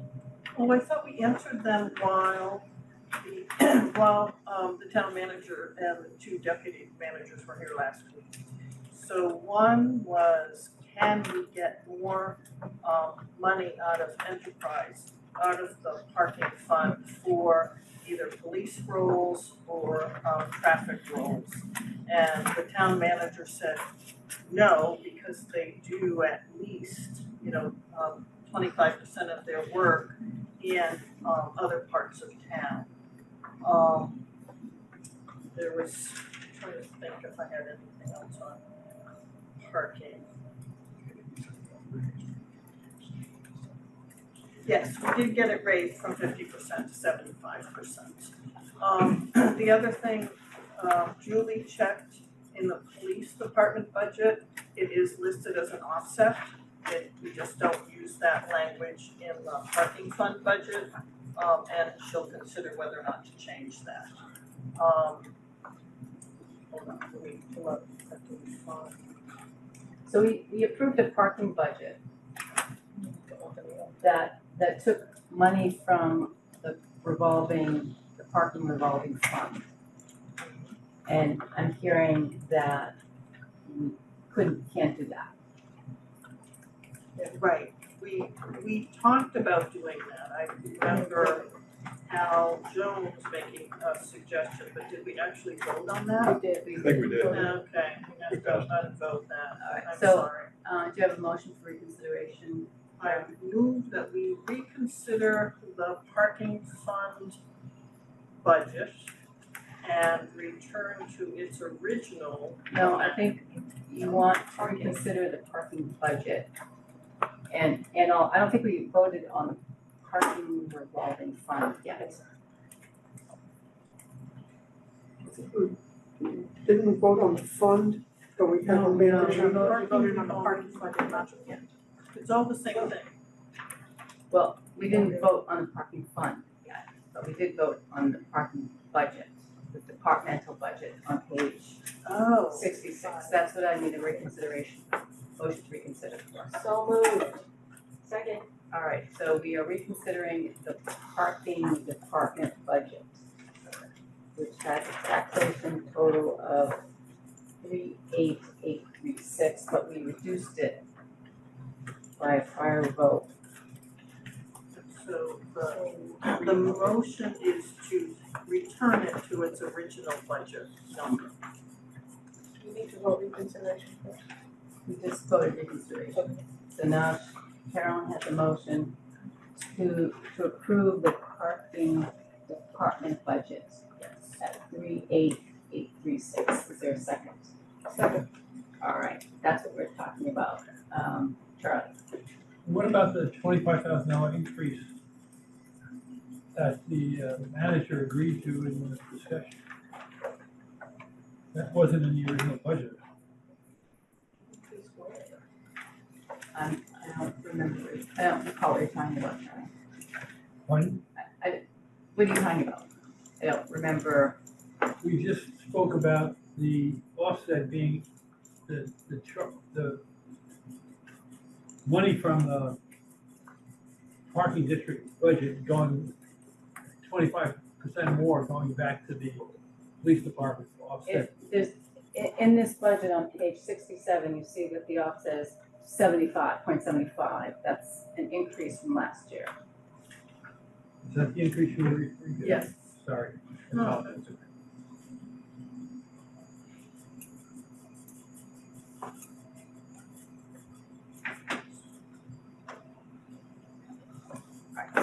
All right, so Carolyn has moved to reconsider, which has, did we go on that? Alright, all in favor of reconsidering, say aye. Aye. Any opposed? Okay. Now you've made a motion, I believe, for the budget as printed, Yes, and that was seconded. yes. Any further discussion on that? And that number, which you already said, is 38836. Discussion. All right, all in favor of the parking departmental budget at 38836, say aye. Aye. Any opposed? Any abstentions? All right. It's too bad. All right, so now let's talk about the revolving fund budget.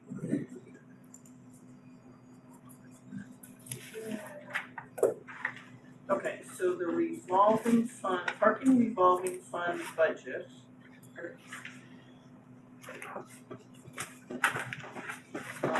Is in the agenda, if you're looking at your computer, it's in agenda under parking, and it's the Excel spreadsheet. Dated 2026/3/10, parking fund budget.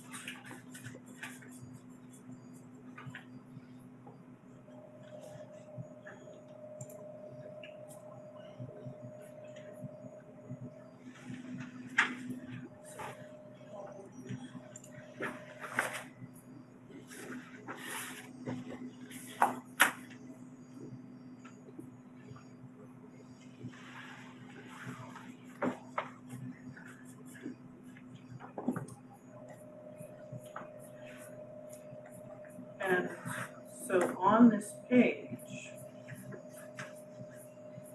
one, does anyone have any question? And two, I'm assuming we're voting on the total of 811.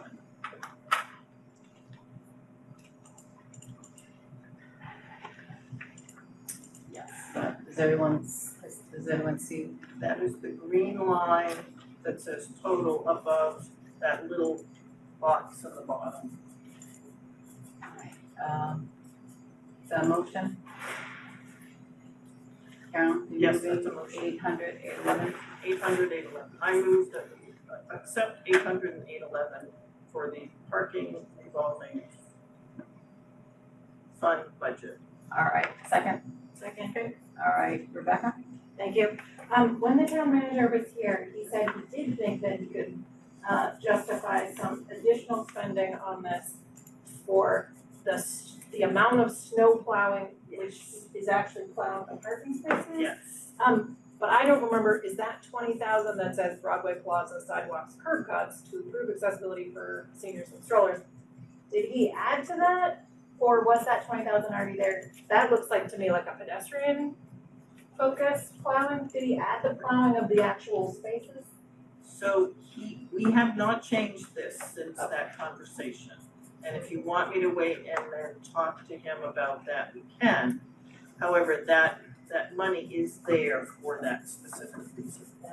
Lynn and I, That seems pretty easy to justify the parking, like plowing the snow out of the parking space that you then pay for. so where she's looking is the line 31. It's the line she's looking at right now. Yeah, increasing above the 20. I don't remember if it was 20 right. before the conversation or they added that 20. Yeah, I would, and I have Karen's text, but I don't have Lynn's. Because the comment, the comment really looks like pedestrian accessibility, not the parking spot itself. That seems to me like a great place to recover some of the snow and ice bucket. That's all, thank you. So Caroline? Thank you, Madam Chair. Are we voting to approve this or endorse this? Endorse it. okay, sorry. El Costa, did you have a question? El? Did you have a question? Other questions on, El. I don't know if this impacts the vote, but I would like in our report to pull out the offsets for parking and police just to make it more transparent. So again, if there's an offset in one place in the budget, I think there should be a matching number in another place. Wouldn't affect the bottom line. It's in the It's number 190,311. I'd just like to pull those out as separate line items. So wait, not row 18, what row are you looking at? 18. 18, it's the Oh, 190,311. okay, that's not what I heard you say, sorry, Yeah. yes. So you want that changed to Just for offset. transparency, I'd like to pull those. I think we do that in our report, Well, okay, then. yeah. We do in the police and parking budgets, but Right. in the parking benefit district endorsement, I'd like to just see those numbers. Yeah, Yeah. it was there last year, Yeah. or this year. Oh, maybe I We made do the break same it up, yeah. suggestion last year. So we call this parking endorsement offset, is that what we called it? Offset to parking budget and offset to parking enforcement budget. Other. Probably should just say police budget. Actually, no, because some of them are in the treasurer's budget, so you Well, don't wanna say. that's the parking budget. So Oh, you okay. offset to the parking budget I think it's parking budget and Parking enforcement officer. and police budget. Other questions on this fund?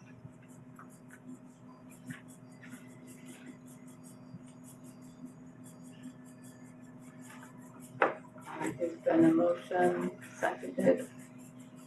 All in favor, raise your hand.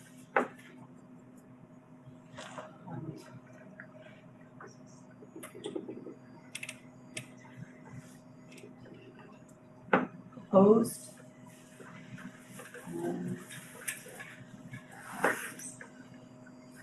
Wanda Carol, can you make Two it? questions, Can I mean, you- I have two things I have to look into. Yeah. Okay. Alright. Right.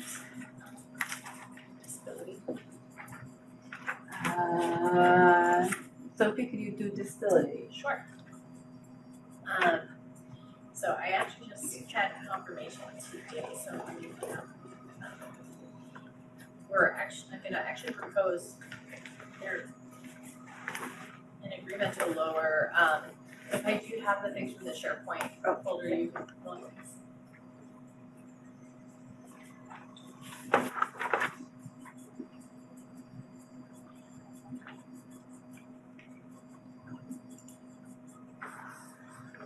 So, while that comes up, basically this year I didn't get a chance to speak to anybody on the disability commission, only with town employees from the DEI, ADA coordinator and Colleen, head of that. So, I think things are looking better than they have in the past. Having the town officials sort of help put together the budget is helping for clarity for our sake, and I think it's gonna be easier for the commission to then start using that as an example of how to build their budget. What still concerns me is what they gave to the town manager to support their request of 20,000 only showed 5,000 the line that says 17,000 for community ADA organizations, trainings and programming.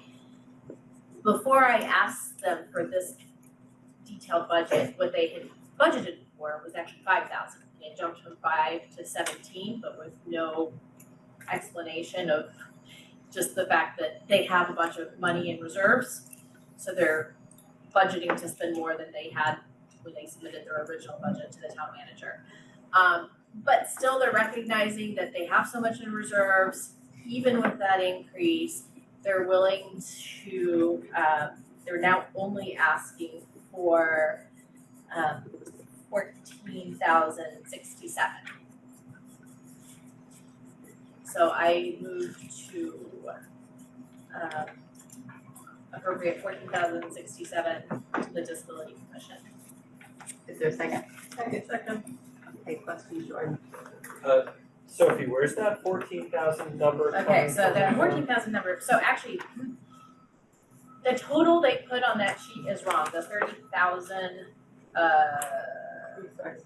right, it's $1,000 off, so they told me that they made a mistake, I caught it, and they confirmed it was a mistake, so that should actually be 31,575. And given what they have that they're spending, as a carryover from previous years, that just leaves a need of 14,067. Okay, so it's the difference between what they plan on carrying over from 27 Yes. versus, okay. Exactly. Nice. And they said that part of the carryover, part of their funds in reserves right now are 12,000 is gonna go to the Veterans Memorial Park. Which actually, on a separate sort of related topic though, do we have a number somewhere when there are these projects and money's coming from a bunch of different places like this? Like what the total packages, because they're putting money towards additional companion seating. But presumably there'll be maintenance and upkeep, related to that becomes the town's at some point. And then, for example, the water fountain that they put in at Parallel Park, at some point there's maintenance and upkeep to that. That comes, so do we actually ever have on these projects like an overall envelope where we know how much is being spent? Including maintenance? Including what's coming from all, it's like, if you look at the capital planning, it says the Veterans Memorial is 700,000, but it's not, it's 700,000 plus 12 from disability, plus, like, there's a bunch of other components we're actually spending a lot more. Somebody has that budget. Somebody else, but we never see it, okay. That was mine. David. But we were told by the town manager's office on that veterans project, the capital plan was 1.1 million. Out of the Community Preservation Act, was 300,000. And additional money's coming from, they didn't give a figure, but additional money's coming from the parking. Alright, some was gonna come in there, right, Now I'm hearing that additional money's is gonna come. 12,000. Yeah, and We don't know the total amount. It hasn't even gone out for bid yet. So, now we're hearing it's this, and I asked the question here, when they were here, who are they? They are doing this, and this, but I still don't know, except I know it's out of the manager's office, but they is plural, who's the rest of them?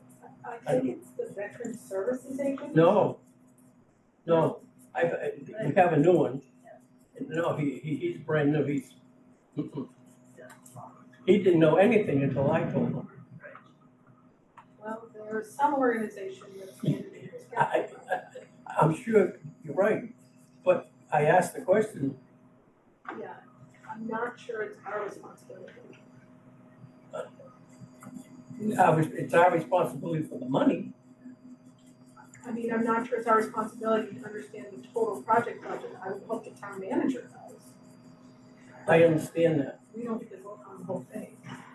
but I don't necessarily think that the money that has been not appropriated yet, but talked about, is enough money to do what the scale of what the plans that I saw 2 years ago. It's not. No, I don't think so. So are they gonna, whatever monies they get, that's gonna be the outcome? Charlie? So, thank you, Madam Chair. I think the total amount for that project should be in the capital plan. And there are several categories in the capital plan that have one line item and several funding sources. So, the funding source, the direct income taxation will come either from cash or bonds. And the funding from the Community Preservation Act and from the Disability Commission and from, what was the other one? Marketing, should be in the other category, which shows up so you can get the total cost of the total capital investment in the project, but it doesn't directly affect the tax rate in that category. And they do that for some, but they didn't do it for this project. And I would think we would wanna know what a total project costs. I mean, it's like saying, cause what the town assumes is on the backside is for the total project, not the little piece that we're seeing in capital planning. But they don't normally put the maintenance in that. No, not the maintenance, but I'm saying it's something we're taking on after the fact, and if we're building a house for 100,000, the utilities wouldn't be the same as building a house for 200,000 or 300,000. I don't think is, for us, it's clear, sometimes what we're approving if we don't know what the total amount of the project is. Like this, but that's completely aside, not disability commission, sorry for that. All right, questions on the disability commission budget, Caroline?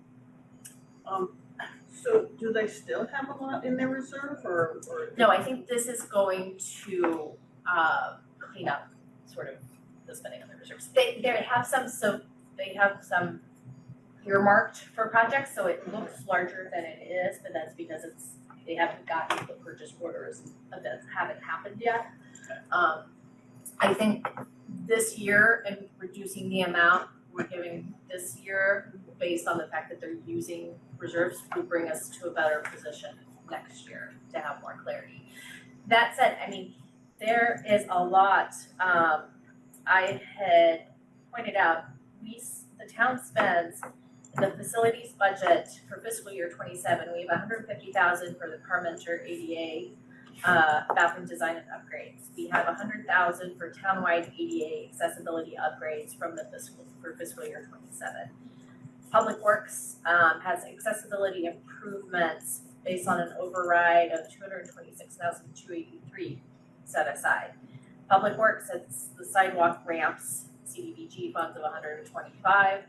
Public Works still has in their budget mobility improvements of 205,000. Public Works also has another sidewalk ramp installation for the past 2 fiscal years of 65,000. Recreation is still budgeting for an ADA study implementation, which is 50,000 every year. So there's a lot being spent by the town. So I don't think, there's no reason to think that we're reducing spending on disability by reducing the commission's budget. I'll transition. Yes, so how much are we appropriating this year? The 14,067. 14,067? Any further questions on the disability commission budget? All right, all in favor of 14,067, raise your hand. Unanimous. All right, Carolyn, can we start insurance? We can. I was just about to email the town manager about parking, but okay.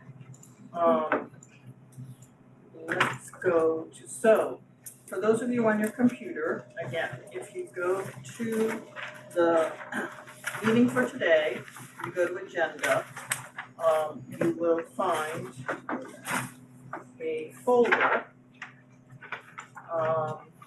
within agenda that says HR reclass health dash LIAB insurance. And if you open that, at the top, you'll see the health insurance ones. The first one is a 15-page packet that we're gonna talk through. The Word document is just a 1.5-page Word document that I'll talk us through as well. And then that might be it for this part. Oh, and then down near the bottom, you'll see FY27 GIC rates. You can open that too if you want. It'll have the GIC rates, and I can talk about that as well. And if you want, Today's meeting? yeah, today's meeting under agenda. Yeah. And then you should see the next thing should be. You should see budget facilities, budget HR reclass, health LIAB, and then budget parking benefit district, and then budget public works. Yeah, I see all that. Okay, open the one that says budget HR reclass. Okay. And which of these documents? and then the top two, and then the second from the bottom. First one should say 2026, 323, FY 27 GIC Health. No. If you're not seeing it? No. Let me close out and then see if that helps. I closed out. Micaiah, can you see it? No, it says No. budget answers. I'll go to your actual budget folder. No, I didn't put it there yet. I can do that next, but, and I just closed out. All right, let me go back in.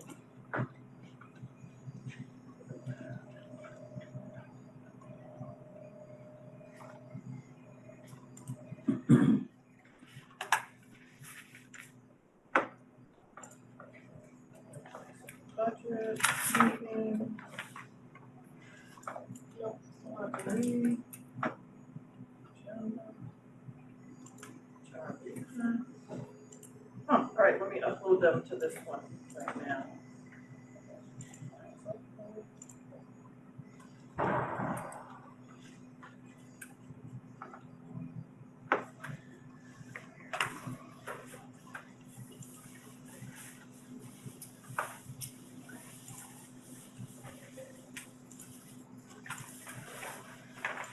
Hold on, I've got close stuff on my page.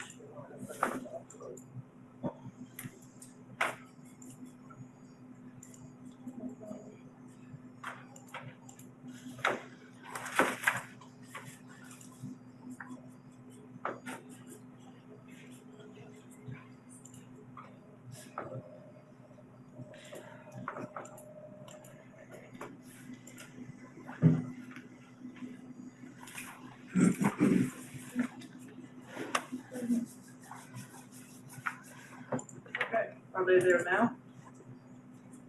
Yes. Yes, okay. Okay. Let's start with the Word document. Lovely news that you're about to get. So, if you look at this Word document and you look down where there's highlighted in yellow, your eyes are gonna pop out of your head.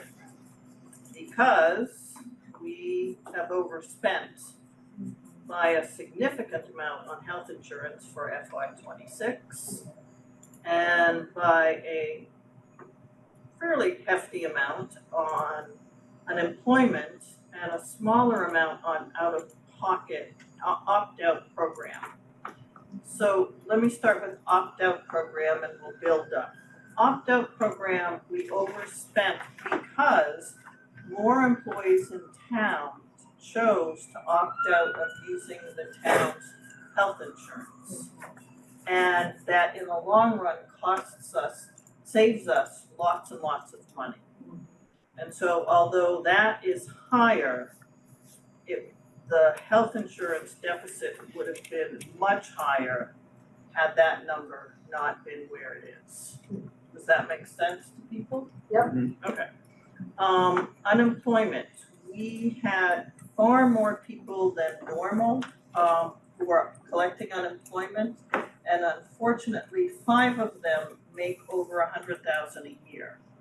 And that is why that number is so high this year. And so, hold on, what does it say?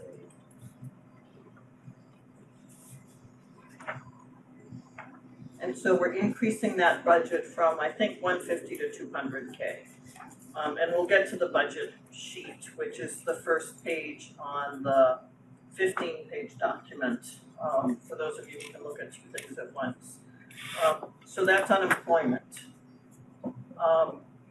Health insurance, we had a situation where multiple factors led to this deficit.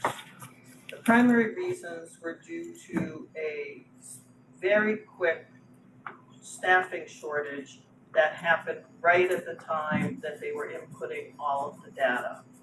And what you'll see soon is how much all that complex data is.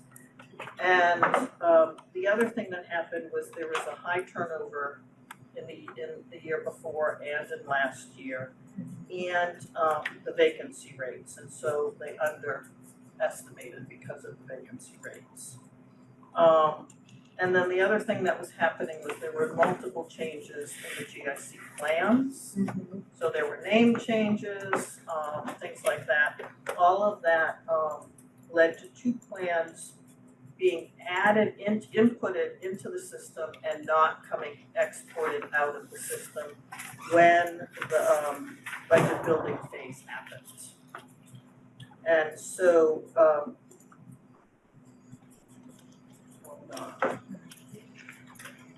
one of the plans that didn't get uploaded only had a small impact of about 31,000.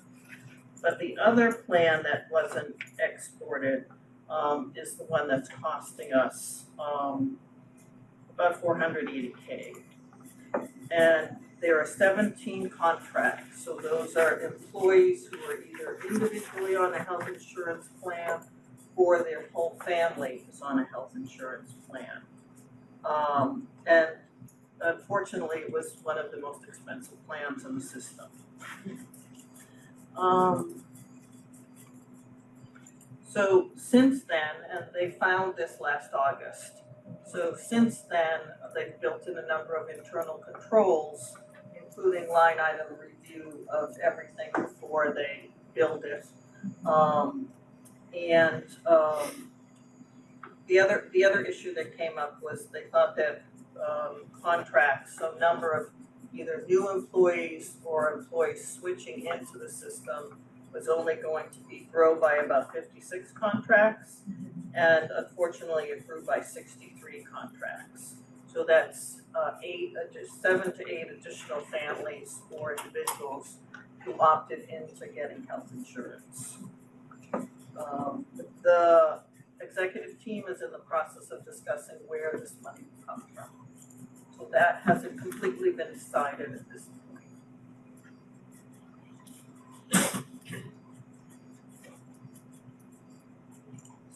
So why don't we go through line item on this page that you're looking at, which Micaiah did put up on the screen for those of you who don't have a computer in front of you. I brought a couple copies, but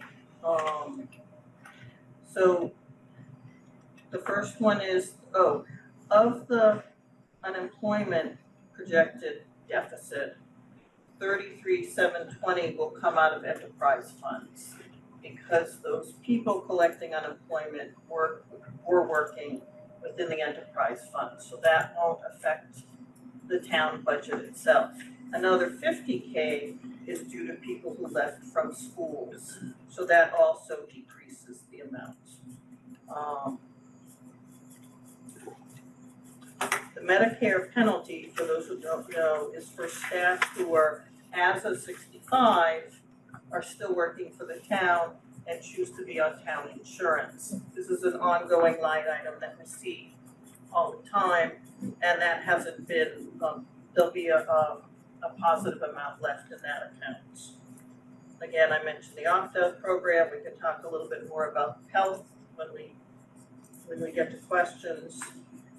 And the other is Medicare home, withhold, group life, tend to stay about the same.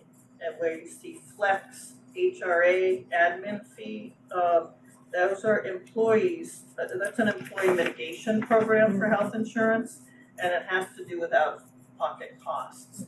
So if somebody has excessive out-of-pocket health insurance costs, they can apply to access these funds.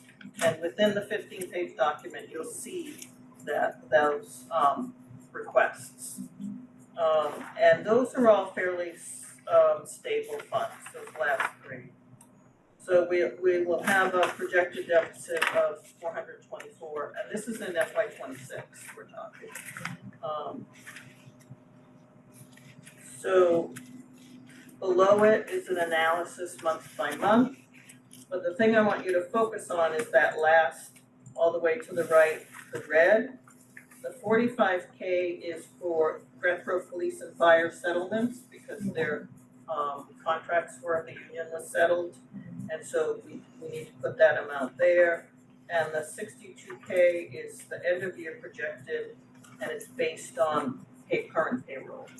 And so health insurance is varies, much of it is 75-25, so, but some of it is different.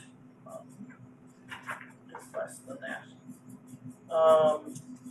And if you go to the next page for FY 27, the GIC health insurance rates actually came in a little better than we expected. They run from 4.1 to 13.6. Neither of those numbers are outliers. It's across the board in there, and the average is 8%. The administrative fee is 0.25%. And we do have those numbers added in at this point on some of the pages that we're gonna look at. Any questions about this page and a bit before we move forward? Charlie, So, is that okay? Sorry. thank you, Madam Chair. So are we saying that the, roughly speaking, the $426,000 deficit was due to errors in the budgeting process last year? Yeah. And the unforeseen aspect of unemployment, which Did more people get fired last year? well, you can't get unemployment if you're fired, but more people were in a situation where the town and or the school and the employee chose that it was time to move on. I think it's backwards, isn't Hmm? it? I thought you do get unemployment if you're fired, and if you retire, you Oh, don't. you do if you get fired, so maybe it was fired as well. So you get unemployment if you're laid off, not if you're fired and not if you quit. Right. So there had to have been some negotiation. So laid off. So laid off. Being fired. No, laid Not off. necessarily. Okay, yeah, without cause. Yeah. Right. I mean, laid off is, Terminated. we're making budget cuts, so Yeah. we're laying Right. off 5 cops. So They get this, unemployment. was it the town or the school that 50K of it had to do with the school. And 33.7 had to do with the enterprise fund, so whatever's left has to do with the town. It's not a lot of people. No, it's not a lot of people, particularly when 5 of them make over 100K. Alan? If I remember correctly, if somebody leaves this town to go to another town and then gets laid off at that other town, Right. there's a formula, and they can come Yes. back and collect unemployment from us, or we get charged for it, Yes, so that could be part of it. yes, that definitely could be part of it. Other questions? All right, go on. Okay, so from here, we're gonna go to the 15-page document. And that first, it's the PDF one, Micaiah, and those of you that are looking at a computer. So where is this on the SharePoint? So if you go into the SharePoint and you go to meetings, and you go to the folder for today's meeting, which Micaiah often puts near the top when you get into the meeting folder, right? Or do you have to scroll down? No, there's not a lot. It's right on the top. Then you'll see the well, hold on, I have to go It's back not the up. second one, it's Budget and yeah. HR request. No, but if you go under today's meeting and you go to agenda, The agenda folder. then you'll see one of the budgets is HR and reclass. One of the folders is budget HR reclass. And if you click on that, one of the top ones will be a PDF.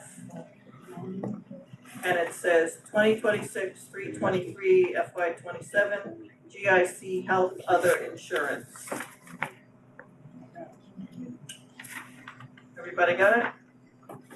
Okay, and then open that.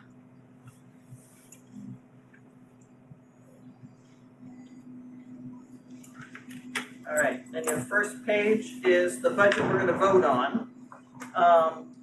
Should I make a motion and then have discussion, or? Yes, go ahead. Okay, so I move that we approve the group health insurance taxation total of 28,123,942 and the liability tax insurance total of 817,877,000. Second. All right, go ahead. Okay, so what are we looking at on this page? The first is the Medicare penalty, which we just looked at for 2026. We're decreasing it because we haven't, well, we have spent, let's say, that amount in the past, but we're decreasing it. The opt-out program, we're also decreasing a little bit. We haven't been spending quite that much, well, it varies. The health insurance is based on what the state told us, rates, plus what we currently have in the system from employees. And what we do is we take the numbers of people in each insurance plan in the current year budget, but we replace those values, those dollar amounts, with the FY27 dollar amounts. And that's when we come out with the $2,824,726. And overall, it is a 12.3% increase, not the 8% I said earlier. And that probably has to do with the administrative fee, the addition of the administrative fee. It's 0.2% on, I think, every employee. Group life insurance doesn't really change that much every year, but we're adding in sort of the COLA amount or what we think they'll increase it by. Federal Medicare withholding, we're again increasing based on what we think the federal government will request. The flexible benefit plan, we're not changing at all. Workers' comp, we're dropping it a little bit to be closer to the actuals from 24 and 25. And unemployment mitigation is staying the same. Because again, if you look at the actuals, they're lower. The employee mitigation.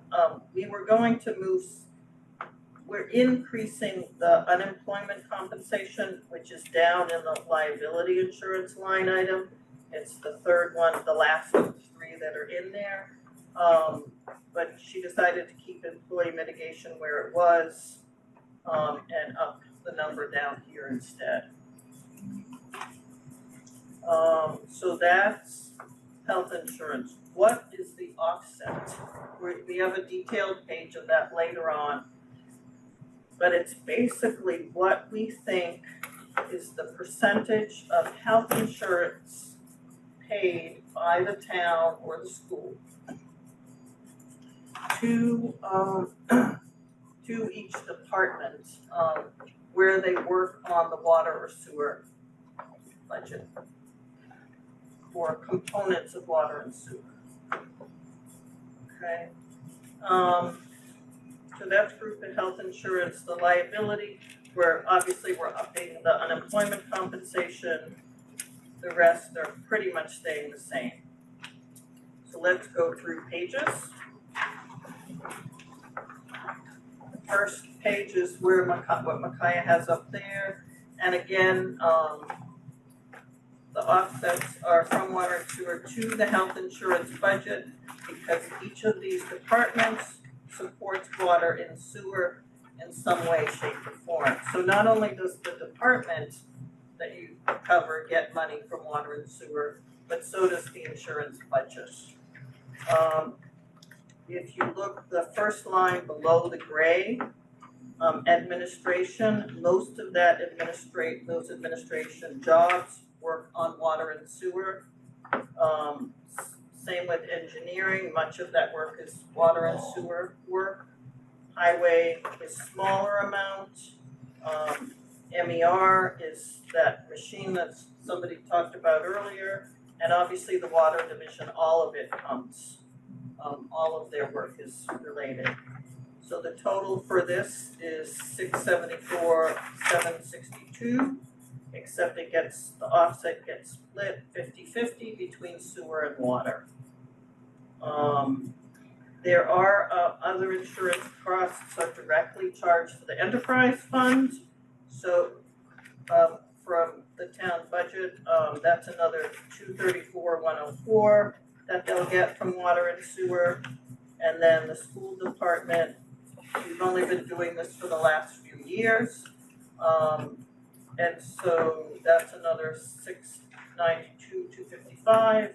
So the total health insurance offset from water and sewer is 1,601 plus 121. So that's that page. Any questions on that page? Al? Yeah, I was wondering, what's the difference between number 12, water division, and the water offset?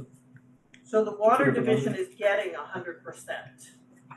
So the water division is a person or people who work within water division. In And water and sewer. 100% of their health insurance should be covered by water and sewer. And then when you go down to the water offset, all that is the offset itself. So that's just playing with the numbers. Yeah. It's just the 674 twice. One is, you could say one is expense and one is revenue. You could look at it that way. You're just, can someone explain it better? Okay, no, I think I understand, it's just confusing. Go ahead. Okay. Any other questions? All right, next page.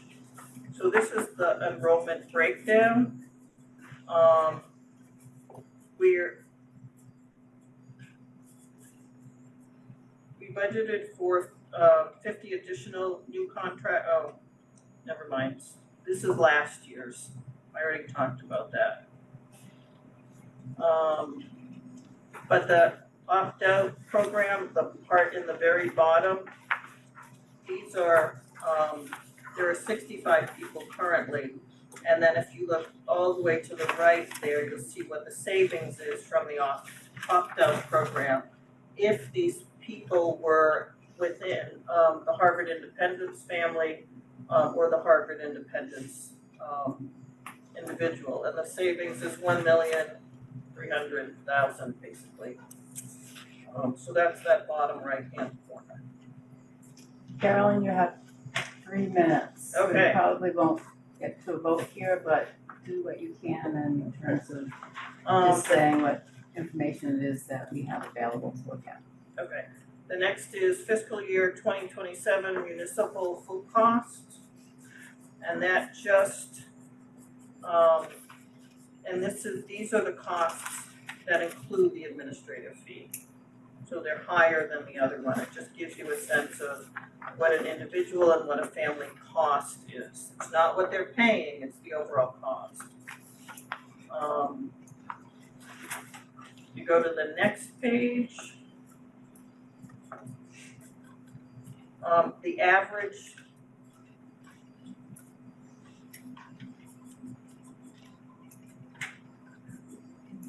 average total cost to the town is about 76.5%. You'll see the town share and the employee share in the bottom left-hand corner, and the total amount paid in the bottom right-hand corner.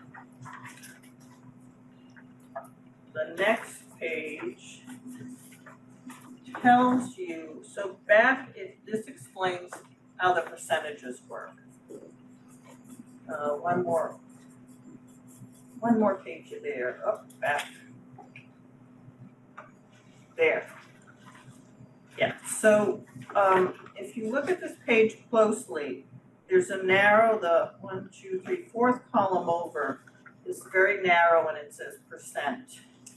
Let me back a page. And you'll see at the top, you'll see 15% contribution, 20% contribution, and 25% contribution. In 2011, we were allowed to choose to switch from an 85%, 15%, where the employee only paid 15%, up to 75, 25. And I think we did it two ways. I think we did it one over time and two based on the cost of the insurance plan, but I'm not positive about that. But if you look further to the right, you'll see more and more of the people are ending up with the 25 contribution. And the goal is to get everyone will get to the 25% contribution as people who were here before 2011 retire. If you go to the next page, oh, I went backwards, sorry.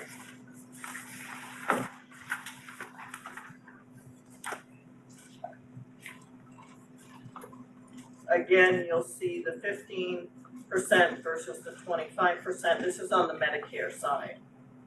And on the far right, there's a COBRA column. I don't know what, I caught that this evening, so I'm not quite sure what that's all about.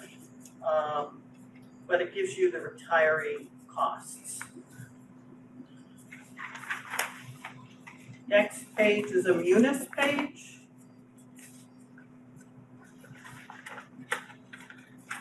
So this is if you look up near the top in the center, under all the numbers, you'll see Employee Health Mitigation Fund.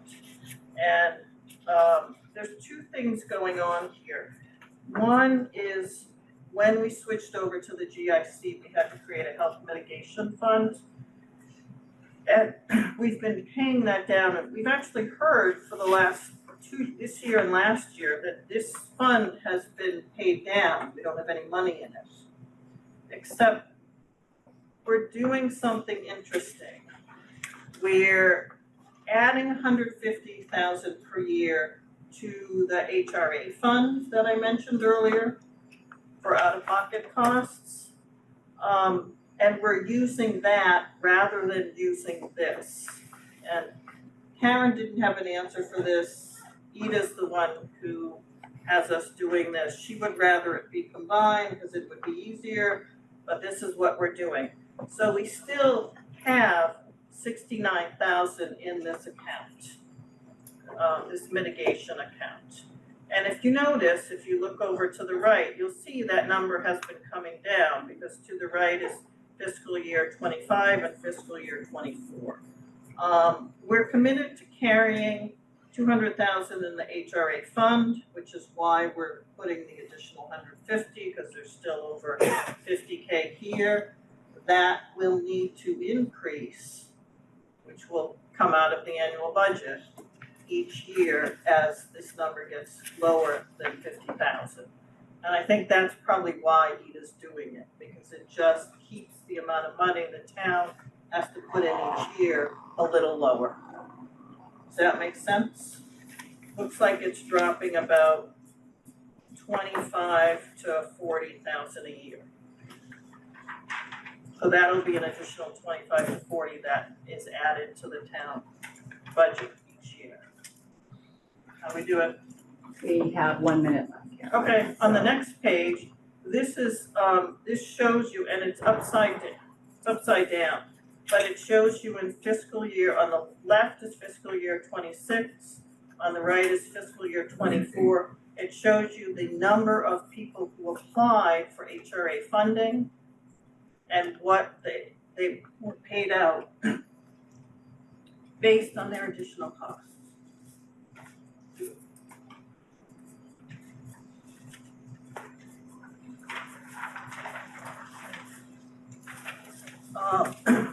The next page is the unemployment summary, and if you look at FY25 and FY26, they both run at a deficit. And we're bumping up unemployment to maintain the maintain unemployment. The last couple of pages are a letter from the town manager, and they are telling you that the budget has been 600,000 in workers' compensation budget. And if you go to page 4, you'll find we're dropping it to 580 because, we're not spending 600,000, we're not spending 580. And that's the 15-page document. All right, so we'll stop there. On Wednesday, we'll begin the evening with a discussion on capital plan and articles 66 and 67, Hardy and Addison. Then when we finish that, we'll go back and deal with insurance and then water and sewer. I think we have to do rec and rink again. And then we're gonna run through the warrant articles. I may suspend the Mary Rowan rule on Wednesday to get everything done. I think we'll be able to do it if we're efficient. So is there a motion to adjourn? So moved. Second. All in favor, say aye. Aye. Thank you.